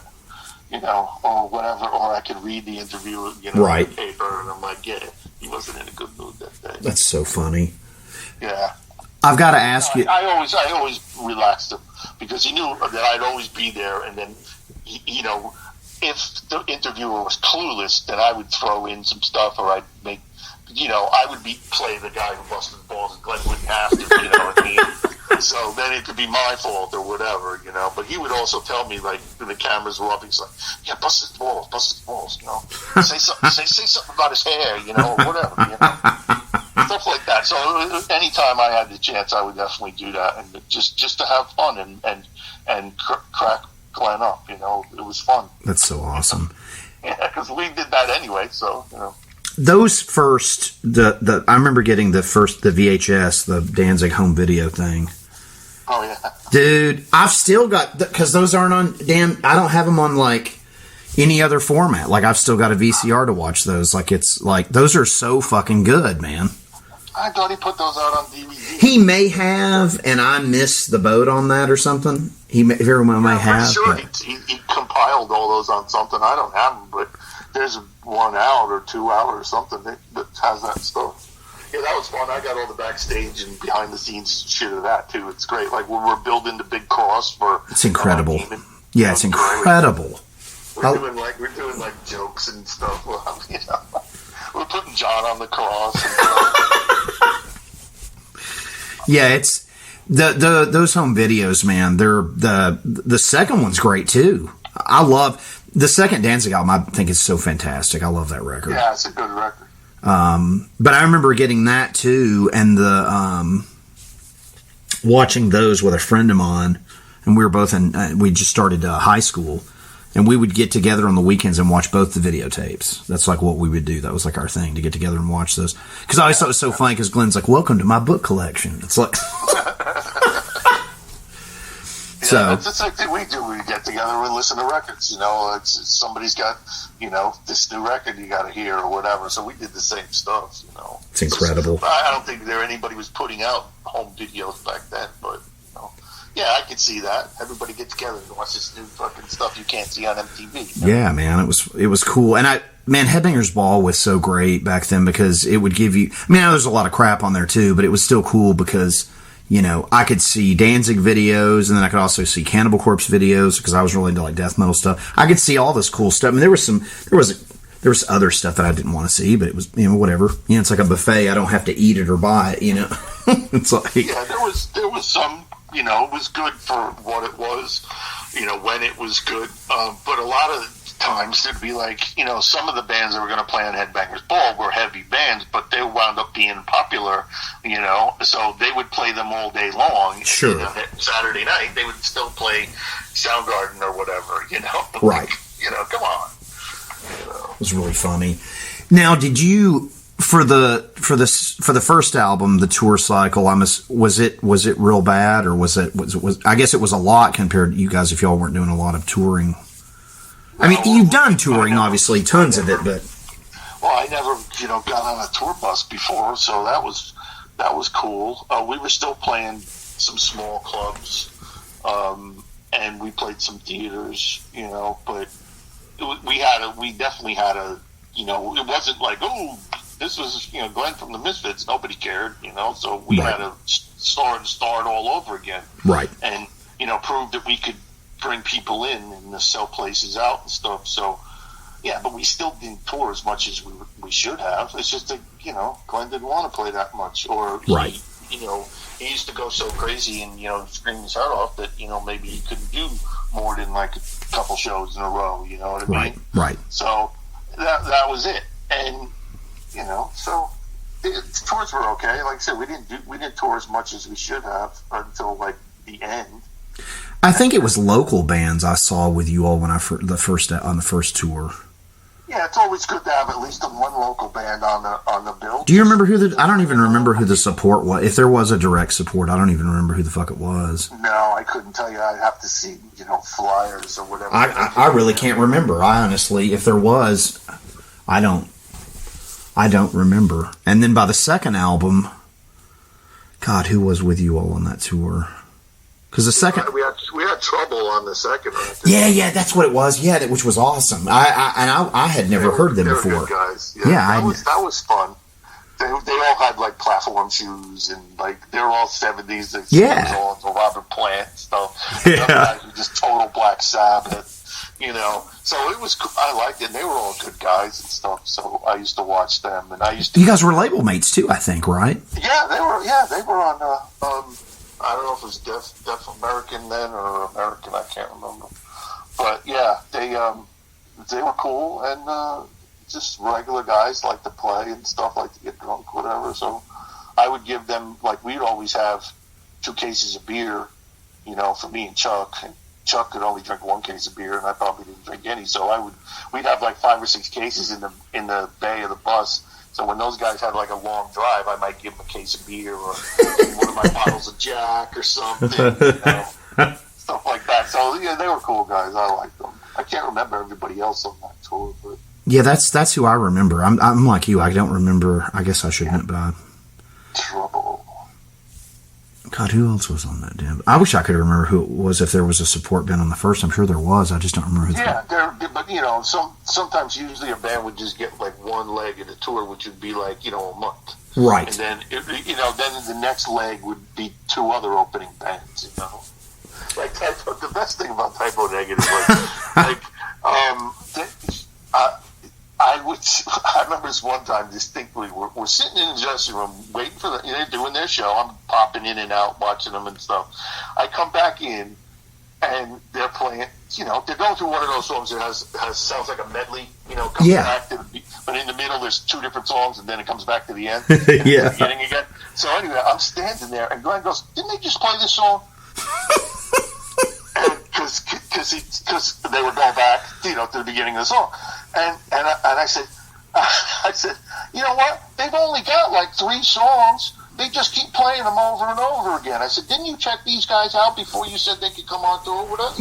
And he got all mad, like he was getting all angry, like he's going to check. What are we paying these guys? Or something else. I said, what are we paying these guys? They only got like 3 songs. They're all like 20 minutes long, stuff like that. And he just totally believed me, It was really cool. Oh God, that's funny. Yeah, that was great. And then go ahead. I'm sorry. No, I just used to mess with Pete all the time. Did you? Because everybody was afraid of him, and he wasn't like super big like he got later. He was kind of tall and like more like lurchy, in the Adams Family. He wasn't really big, but he was tall and scary, and people would just they would walk on eggshells around him and stuff, and I used to just bust his balls. Let's go right up to him and fuck with him, And he could have killed me if he wanted to, but he liked that I did that, and he couldn't figure me out from what my ex-girlfriend told me, because she knew. She said, he doesn't know what to do with you. That is hilarious. And it was really, really funny. And and I would see those guys afterwards too. Whenever they were playing in town, and they were always great. Oh God, such a good band, man. They were so. Oh yeah, everybody in the band was great, and it was really. I mean, they kind of lost me after a couple of records, but the show was always great. The fans were. He was hilarious on stage too. Good God, you never knew what you'd get. Oh sure, he would just bust out in like cover songs and things. Yeah.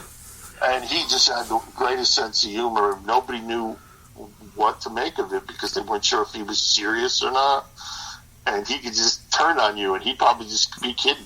He's just kidding. Let's see what happens. That kind of shit. They went into a Pink Floyd medley.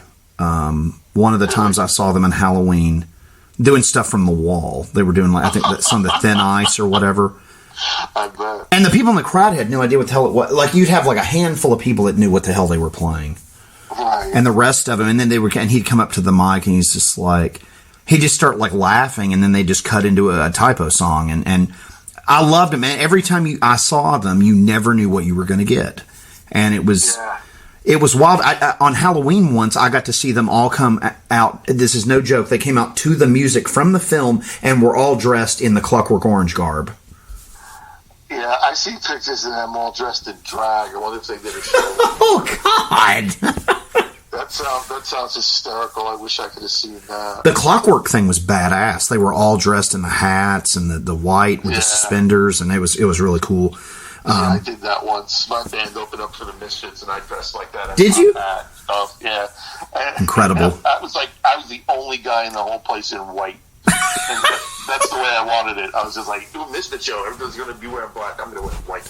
That's incredible. So that would have been cool to see them. And I mean, I remember Pete just doing the first verse and a chorus of like "Light My Fire," just him and bass. Yeah, and it was phenomenal. They did like the best Sabbath covers, you know. Oh yeah, it was great. And I was just like, where do you come up with this stuff? He's like, I just played a Beatles records at 78 speed or whatever slow speed you could do. The best quote that I ever, and I'll take this to me with my grave, that I ever read with him in an interview that he did for I don't even remember. I think it was like a musician's magazine, like a bass player magazine or something like that. And he said that he likes to hit his fans over the head with a fur-covered sledgehammer. And I, to this day, think that's one of the coolest quotes I ever read from him. Because you can decide what it means. You know? Yeah, it was wild. And then I was going to say, Johnny, I guess, plays with Glenn. I don't know if he still does, but I think he did or does. Yeah, he's like Glenn's go-to drummer or whatever he needs him. I think he just does. I don't know if Glenn's doing any touring, but he's playing one-off shows. And sure. So he'll come in, but right now I think Johnny's playing with Quiet Riot. Really? Wild. Yeah, I'm pretty sure. I mean, I think they're on tour right now, you know. That's crazy. So he'll most likely, I think Glenn's doing a show somewhere this month or next month or something. I'm not really sure. Uh-huh. But, so he'll probably do that gig. I can't see him, you know. He played with Glenn for a couple of years now, so sure. You can't see him not doing that one show. That would kind of screw up everything. You can't just have, you know, I mean, you maybe could have some drummer just sit in, just get someone studio guy, but right. You know. Were you ever friends with? That was pretty cool. Yeah, it is. It's very cool. Were you ever friends with Josh, the keyboard player? Well, you know, whenever I saw them, like we hung out, you know, talking just like you would normally. But he wasn't the kind of guy that you could get to know, right? If you weren't around all the time, and right. He's probably hard to get to know even then. Sure. So he was very quiet. You know, just here and there. I mostly talk to Pete. You know, right.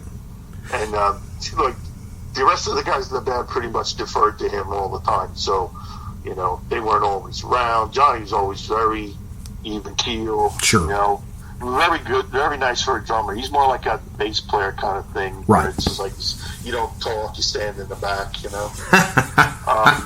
But like most drummers want to rock the boat. He's very, very even tempered. You know. So that's really good. Of course, you'd have to be being in that band, and it's also good. He goes from Pete Steele to Glenn. I'm like, Jesus Christ, what a glutton for punishment. Oh, Lord. Yeah, Josh is a paramedic now. He added me on Facebook a few years ago, and apparently he does I don't think he even does anything with music anymore. But yeah, well, he might be writing some sort of symphonies. You never know. You never know, yeah. Yeah, a lot of people just do stuff for themselves and, you know, never have to, you know, I mean, Jesus, you don't have to go out and play after all the touring and records they made stuff. Oh, yeah. But, yeah, well, that's nice. That means he wants to do something, he wants to help people. It's pretty cool. It is pretty cool, yeah. But yeah, I always thought that was neat. The Godflesh tour with Typo, because I was like, because Typo, great band, and I love Godflesh. That was fun too to see them. Yeah, we always tried to bring bands that were like maybe weren't going to get a chance, or were definitely up and coming, and we wanted them, or we wanted to expose them to other people. That was usually, you know, Glenn's thinking like, get these bands, or nobody's going to hear these guys, so we'll put them on tour, or these guys are the next big thing, or whatever. Sure. That's why we had Manson and Korn, and then you get man. Y'all really had them before they were ever anything. I mean, yeah, Manson hadn't even recorded the record that made them break out. Yeah, they did it on that tour. They were recording in a tour. That's wild. And in hotels and shit. But yeah, and then Korn just blew up like crazy. I mean, seriously, because I remember seeing that tour, and I was I wasn't familiar with either one of them. And then, literally, it wasn't even that long after, both those bands were huge. Yeah, that was a real neat time for Manson and stuff, because we could tell that they had a thing, they had a hook, that if they played their cards right, they were going to do good. And right. Of course they did, And Korn, I didn't really know much about them. I didn't really care, but they went, and there was a whole big audience waiting for them too. Oh yeah, that stuff. I mean, both of them, and I remember that, and that just being this huge thing, because that tour, and I love that fourth album. I think there's some really good songs on it. Oh yeah. Going Down to Die, I like that track. Yeah, I like the whole record. It's so good. It's different, and I kept telling people for the last 20-something years that they hadn't really given it a fair shake. They were like, "Oh, it doesn't sound like the last one. It wasn't supposed to. It's supposed to." At the time, it was more like a Samhain kind of vibe in a lot of the songs. And I was like, if you listen to it like it's the last Samhain record, going out to the first Danzig record, then it makes total sense. Absolutely. I like that record a lot. I love everybody says that to me. They're like, yeah, I like it because it's got that Samhain vibe. I'm like, oh, really? I never thought of that. Yeah. I love the one photo where you're all in the coffins.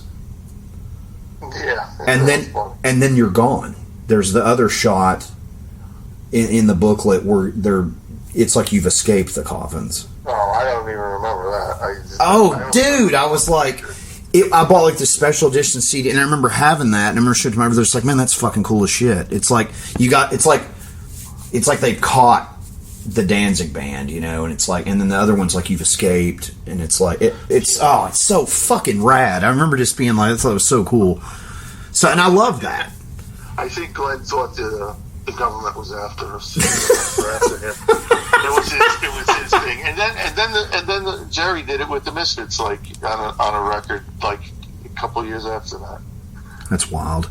But I remember now, as far as Chuck leaving, did he just not want to do it anymore, or how did that? Yeah, well, he had his own reasons that I can understand, but he'd never been in a band except for DOA for more than a year or two. Right. So we were the band he was in the longest, and I was surprised he was in the band that long, because he just gets, okay, I've done this, I want to go do something else, and that's just the way he is. Or he was bored, or he wasn't making enough money, or who knows? I always, you have to go and ask people, well, what were you thinking, or whatever. Right. I don't even remember. I just knew he was tired, didn't want to do it anymore. Right. So when you know how Chuck is, you just go, all right, let me know if you want to come back. It's kind of like one of your friends going, I don't want to hang out anymore. I'm like, oh, well, we'll be here. Right, we'll be around. You want to come back, that kind of thing, But, yeah. For you looking back on that, now that was... So then was it John next, or you next, or how did that fall? After me and John quit at the same time. Okay. We had a tour, and it was going to South America. It was going to be the last couple of dates. Uh-huh. And that was in I don't know. All I remember is John said he officially quit on 4th of July because it was Independence Day. So the tour was probably a month or so before that. Okay. That it was done. So I just, I called up Glenn, around that time or whatever, and I was quitting too, so that was it. But John wanted to quit the band from day one, so it's I wasn't surprised, Yeah, I never, it's one, I'm telling you, there's something magical, and like I said, I'm not knocking anything after the fact, but I'm telling you, there's something magical about those first 4 albums, man. I'm telling you, it's yeah. And you gotta have differences of opinion. That's why, you got to have 4 or 5 guys, and the like push and pull and all the things and what happens in bands, like a relationship.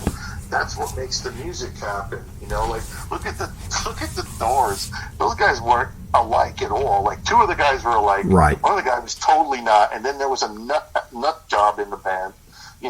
So you put that all together because they made records after Jim Morrison, and sure, they sound nothing like the Doors. Right. So, yeah. So if you take out an element, of any band or whatever, and that changes the whole dynamic. So that's what I felt like when Chuck left the band. I was like, well, that's it. That's it then.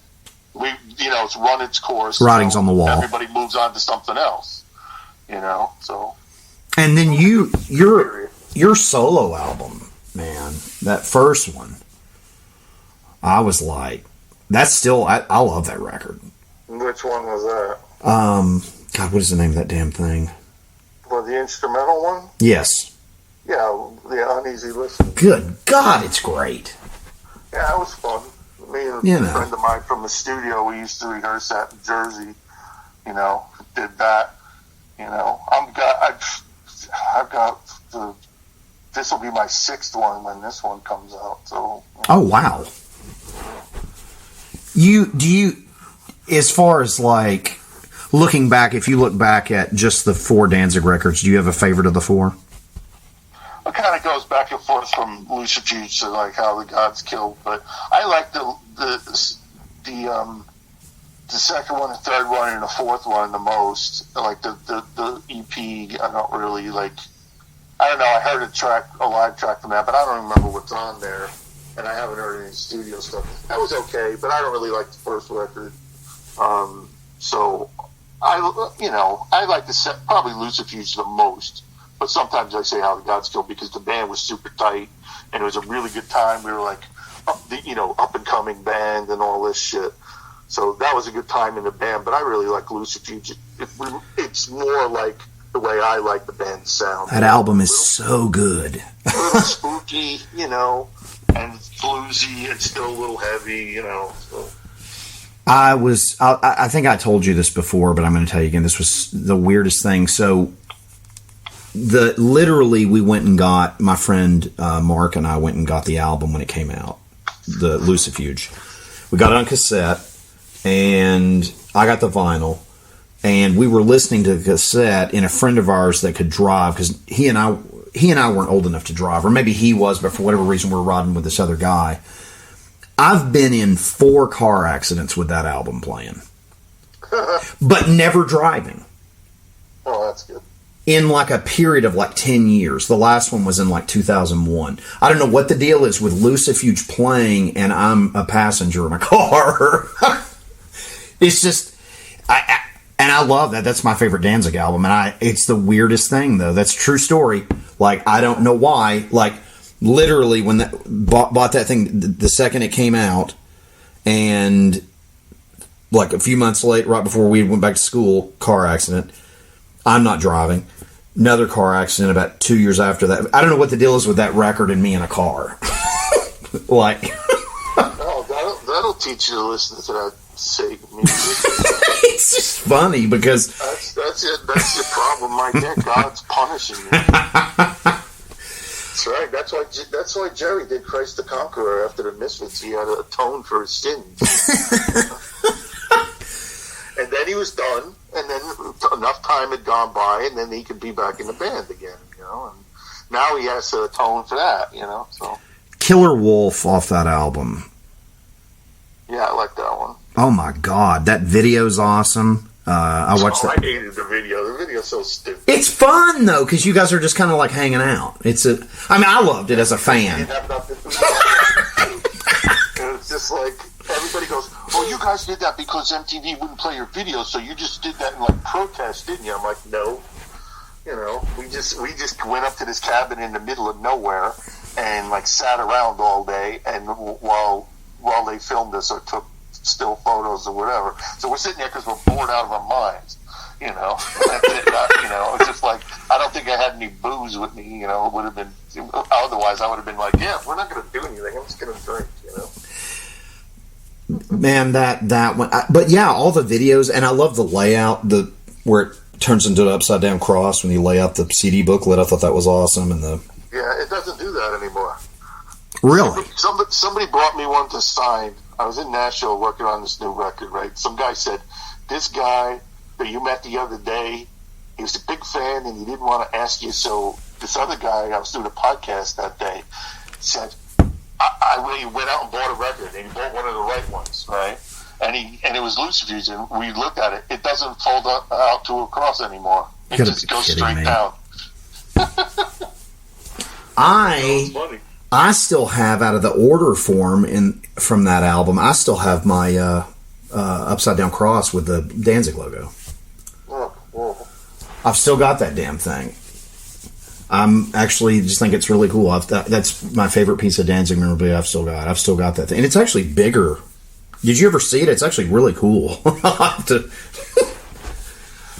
know. All I remember is the big crosses, the little crosses, and we had the dagger, but I don't think the dagger was for sale. Yeah, I don't think I could buy. Well, man, but I bought that thing, and it took like forever to come in the mail. I remember it came in the mail, and like, my mom, just hilarious, because my mom was completely just like, well, do whatever makes you happy there. You know, it comes in, it's just like, this is awesome. It's my Danzig stuff. It's like this upside down cross with a Danzig logo. And I remember wearing it to school, and they tried to suspend me over it. And then my uncle came in and was like, it's freedom of speech. Can't really get him on that. So they actually just left me alone about it. Hey, freedom, that could be a freedom of religion. Exactly. You know? Yeah. This is what I believe in. Yeah, I know. We all got the same grief through the years about, like, whatever we were wearing. Since I was making T-shirts, I could make shirts that said anything on it or did anything. And so we get in trouble for that, or I would screen print something and hang it up on the board where everybody went to see what was going on in school. We used to screen print right on the cork boards and stuff, It's hilarious. Teachers would give me shit about that. Doyle got suspended or put in detention a million times for dyeing his hair different colors, or wearing some punk rock swastika shirt or something. That's great. Yeah, that happened to us too. So that's right. Yeah, but yeah, I remember. And then, man, when Danzig 3 came out, oh man, you had all the Geiger stuff. I always thought that was really cool. Yeah, Glenn's really into artists, and because he's the big comic guy, so he was like, loved him, and everybody loves the Alien stuff. So like, I want to use this, and he wouldn't do a new one for us. He only did the skull that he added to it, but we had to license the artwork. But he was a cool guy. We got to meet him. Oh, was he nice? Yeah, he's very cool. Typical like spooky artist. Didn't say a whole lot, but he was cool to us. He let us come into his gallery showing before it was open, so we just got to go and spend as much time as we wanted and hang out with him. And he signed my record, and I've got a set of tarot cards signed by him, and I got a poster from one gallery opening from like 20 years ago or whatever. So wow. Shit. Yeah. So this was he was Switzerland, is that right? Yeah, I think he's Swiss, yeah. Yeah. That's awesome. So you got to go to the gallery that he has there in Switzerland. That's incredible. Yeah, I don't know. I don't know if it's the permanent one or it might Zurich, maybe? It's somewhere weird. I don't know. I can't remember. At the time, he was going to open a restaurant or like a nightclub or bar, something like that. Right. So all the furniture and shit he had made or designed, and he had all that stuff there. So I think this wasn't a permanent exhibit, but there's one now. But yeah, we got to see all the stuff that went into the nightclub or whatever it was. It was really cool stuff. I bet. Yeah, seeing all the paintings and stuff that you've only seen in pictures or on records or whatever, like up close, was really cool. Now, were you and Glenn fans of Alien? Like, so doing that, was that like a... Oh, yeah, for sure. That's awesome. Oh, yeah, come on. It's like the coolest thing. Have you seen the train that looks like an alien? I just saw it. I saw a picture of it like last week. It's a fucking like bullet train that looks like the front is like the alien face, and it even has like a sort of like a cow catcher thing that's coming out of the mouth. Like, oh my God, that's awesome. Yeah. I saw it. It was on Facebook or something. I'm gonna have to find that. That's incredible. If you find it, send it to me. That'd be cool. Type in like alien train. It'll probably come up. That's nuts. Yeah, that's cool. It's funny. I remember because all my friends like the second movie. I mean, the second movie's good. You know, it's like the Space Marines and all that. And then after that, it just seems like they just kind of go down. Like 3, I didn't like. 4, I didn't like. It's just it's like. You don't really need much after the first one or the first 2 even. Right. You know, the whole alien, you know, concept and all the drawings and all the stuff. It's just so cool. Oh, it's really cool. You know, Marvel, now that Disney bought Fox, they own that, so they've put out a comic line right now, this Alien book. It's actually really good. Oh, yeah? Yeah. Oh, that's cool. Yeah, it's pretty awesome. It's pretty graphic, actually. I was really surprised, but it's pretty neat because they were always like Dark Horse Comics for like years, and now that they own Fox, so they can put their stuff out through Marvel. It's pretty badass. Though that current book is pretty crazy. Yeah, I'm sorry. I just turned on something and some guy getting hit in the face in a mosh pit. And the guy's holding a beer and some guy's fucking wailing and he just smacked him twice. Oh my god! And the guy's just like, "What the fuck?" I'm like, "Hey man, you don't just hang out when there's people doing this stuff. You go to the outer rim of the crowd, right? You know, he's standing against the barricade and this guy bashes him without even knowing it. Oh my god! That's great." I think the craziest time. When did you guys do the shows with Slayer? What tour was that? Oh, that was after the first Metallica tour, and then we hadn't done our own tour yet, so we did like 5 dates with them. That would have been, it would have been like 88, 89. Yeah, it's first album, right?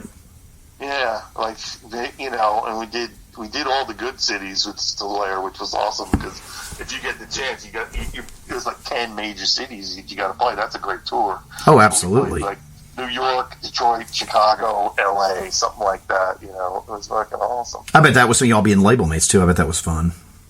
Yeah, well, we didn't really hang out much because we were the upstarts and stuff like that. Oh, sure. We're the only, other band on the label that, played guitar, and we were all like spooky and shit. And, I always liked Tom. The only other guy I knew a little bit was the drummer, Dave. And I didn't know the guitar players at all, and they weren't really like, say, hey, let's go get a beer, So sure. We just caused some trouble on that tour and got the hell out of there, That's great. Now, the Metallica guys, did you like doing that? Was that fun? Oh, the first one was great. And then we were friends. Well, we were friends before that. So whenever those guys came to town, or mostly me, always hung out with them. But when we went on tour the first time in England or wherever, the Europe tour, it was great. That's all we did is get drunk and stuff and try to fuck shit up, That's amazing. Yeah, they weren't really big yet, so we could still do stuff. But also, there were certain places that they were bigger than they were somewhere else. So if you walked around just going somewhere to eat or go to a bar or whatever, people would just follow you around, Right. So that was kind of fun. So it was like, so this is what you can expect, when you get to this level. That's what I liked about being friends with them, because you could always see, because they were always moving up just a little bit, little by little. Right. So you could always see what was going to happen if we kept going the way we were going, and they would, give us advice or say like, oh, you need a good lawyer. Here's our lawyer's number. Or, you should get this guy or this company to do T-shirts or whatever. So, that was pretty cool. And it was fun to see them get bigger and bigger, and just go like, I'd go out in the crowd and watch the show. And everybody be freaking out. And I'd be like, I'm just going to go backstage now and drink all their beer. Okay. Now, back then, were you friends with Cliff, James, all of them, Kirk, with Lars? Was it just... Cliff wasn't around as, he died by the time we got... Okay, I didn't know. I know he was a big fan. I knew he was a big fan of... Oh, yeah. No, I talked to him a couple of times. Nice. We didn't get drunk or whatever, because that was Samhain back then. So Sure. We weren't out and around, and I got to be friends more with Kirk and James because those are the guys that liked the Misfits the most, and Lars was, off on his own thing, he was okay, but we never like really hung out that much. But Kirk and James, when they came to town, we went out. You know, so after the show, we went out. You know, during the show, you know, I would always be there or whatever. And if they came to town, like, and they weren't playing. Like James came into town like just to hang out with his girlfriend or whatever, who lived in Jersey or Long Island or something. So he'd call me, and then we'd go do something. Right. You know, so that is awesome. That was fun. Yeah, that's really cool. I think so. You were talking about a minute ago with the kid bringing the CD and it didn't have the upside down. Yeah. Now are you working on new stuff now? Are you working on an album or? Yeah. I lived in Nashville for almost 10 years. Right. So off and on, I come up to Kentucky where I'm at now. And so, right when we were leaving, and with the COVID thing, we split Nashville, and everything went up in the air. Right before I left, a friend of mine said that he was, instead of us trying to record in this guy's barn, it was too fucking hot. Nashville's real hot. Right. That he was going to bring all the gear into his place, and we could record there. So we had like a week to lay down all the basic stuff, and then I had to leave. You know, so then I had to go back down, you know, and stay for a weekend and work on the songs or go down and do vocals or whatever else. So I was there like a week or two ago and wanted to redo a couple of songs and that I just didn't like the vibe on. Sure. And so then it just got like a real good basic track, and then I just said, all right, well, do you know anybody who plays harmonica? You know, I want maybe some harmonica on it. I can't play harmonica. So I said, if you can find somebody, ask them if they want to play harmonica on this. And he's like, oh, I got this guy who's, you know, plays, he's got a B3, you know, Hammond organ. Right. He said, oh, we want to put some of this on there? I'm like, oh, yeah, have the guy play on this song or that song. So we're doing that and going back and forth, and then when I get there, he's like, oh yeah, this friend of mine, you know, he's working on some construction job. He plays drums. He wants to come in and play down a track. So we did. He said, oh, let's do this song with this guy. So there's different people on it. It's really cool, and I was having a lot of fun, you know. And we're using like real microphones and stuff, you know, like when we used to record. That's awesome. Yeah, so I was just like, it was a lot of fun because I like playing with a bunch of people rather than just sitting in your room and like laying down a drum beat and then playing a guitar part. Then, you know, right. I mean, if that's all you can do, that's fine, and you know, that's good for demos, I think. But I'd rather have a bunch of guys playing at the same time, and then, you know, like going, oh, well, what do you think of that take? I mean, you know, it was okay, but didn't really feel it. The drummer goes like, well, I think I can do it better. Okay, let's try it again. You know, right? Stuff like that. So that's the most fun. Yeah. So it's got to be mixed, but it's almost all the stuff is done. I think I might have to do one more vocal or add another one. But other than that, I want to go down there and mix it. But these guys are they don't work regular jobs and stuff, or they're in like 10 bands, you know, things like that. So you got to work around that. Sure. But it's coming out. It's coming out really good. So I'm real happy. Awesome. That's fantastic. Yeah. And like I said, the painting stuff that you do, it's incredible. It really is. Yeah, it's fun. Some of them are good. You know, I mean, some of them are killer, man. I mean, you post that stuff, and I'm like, damn, that's really cool. I always, you know, go like it. I'm just like, man, that's fucking cool. Like, it's always something. Yeah, well, I've done like 400 or 500 of them in like 20 something years. So I like about 10%. You know, so I've also like tried to get back certain paintings that I've sold to people over the years, and, you know, or trade something. So I was like, yeah, you still got that painting? I was really like that back, you know, and see, either give them a different painting or, you know, trade them something. Right. And I've gotten a couple like that. And I've gotten copies made. Like, you can get these canvas prints made. Really? 100 different places. Wow. And I got a couple made because they were, like, having a big sale. Usually, like, a canvas print can cost you up to, like, $150, which is ridiculous. Yeah, it's a lot of money. So I went, it was this one weekend, there was 3 different places having sales. So I just said, well, I want this one. I went back into my archives and found certain paintings that I wanted to have back. So I got them made. And then when they came, they were like, it doesn't look good. So I went back and painted over them so they look like the originals. and I hang them up. And I'm like, wow, now I don't need the original back, because this one I'm looking at right now, it's like one of my favorite paintings that Jerry Only's ex-wife owns. Oh, really? And it's one of my favorite ones. And I'm like, yeah, now I don't need the other one back. So some of them I like, but people seem to really dig them. I've got people who can't stop buying them. One guy's got 10 of them. Oh, wow. Yeah, he's like, I'm going to have to stop buying them now because I don't have any more room. Stuff like that. So usually people, I get people that buy the next one and the next one. They just like them, so. Oh, man, I am not artistic at all in that way, and it's always fascinated me, people that can paint and draw. It's something I love to. A lot of people do it too. You'd be surprised how many musicians paint too. A lot of them, it's just the other creative outlet, I guess.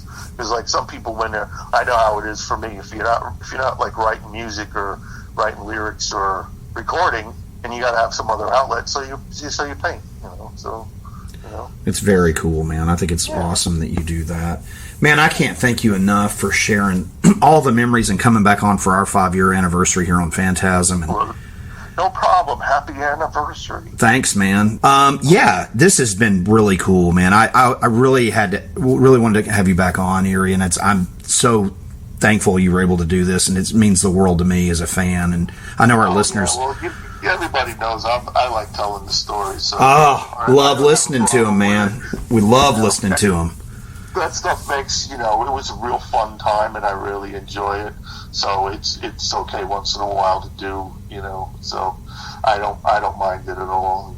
Well, it's an honor just to sit and talk with you again, man. You've been one of my heroes since I was a kid. I think I told you that last time, and it's awesome to get to catch up with you again and have you back on, and good luck with the music and the painting and everything you have going on, man. It's so awesome to have you back on again. Cool.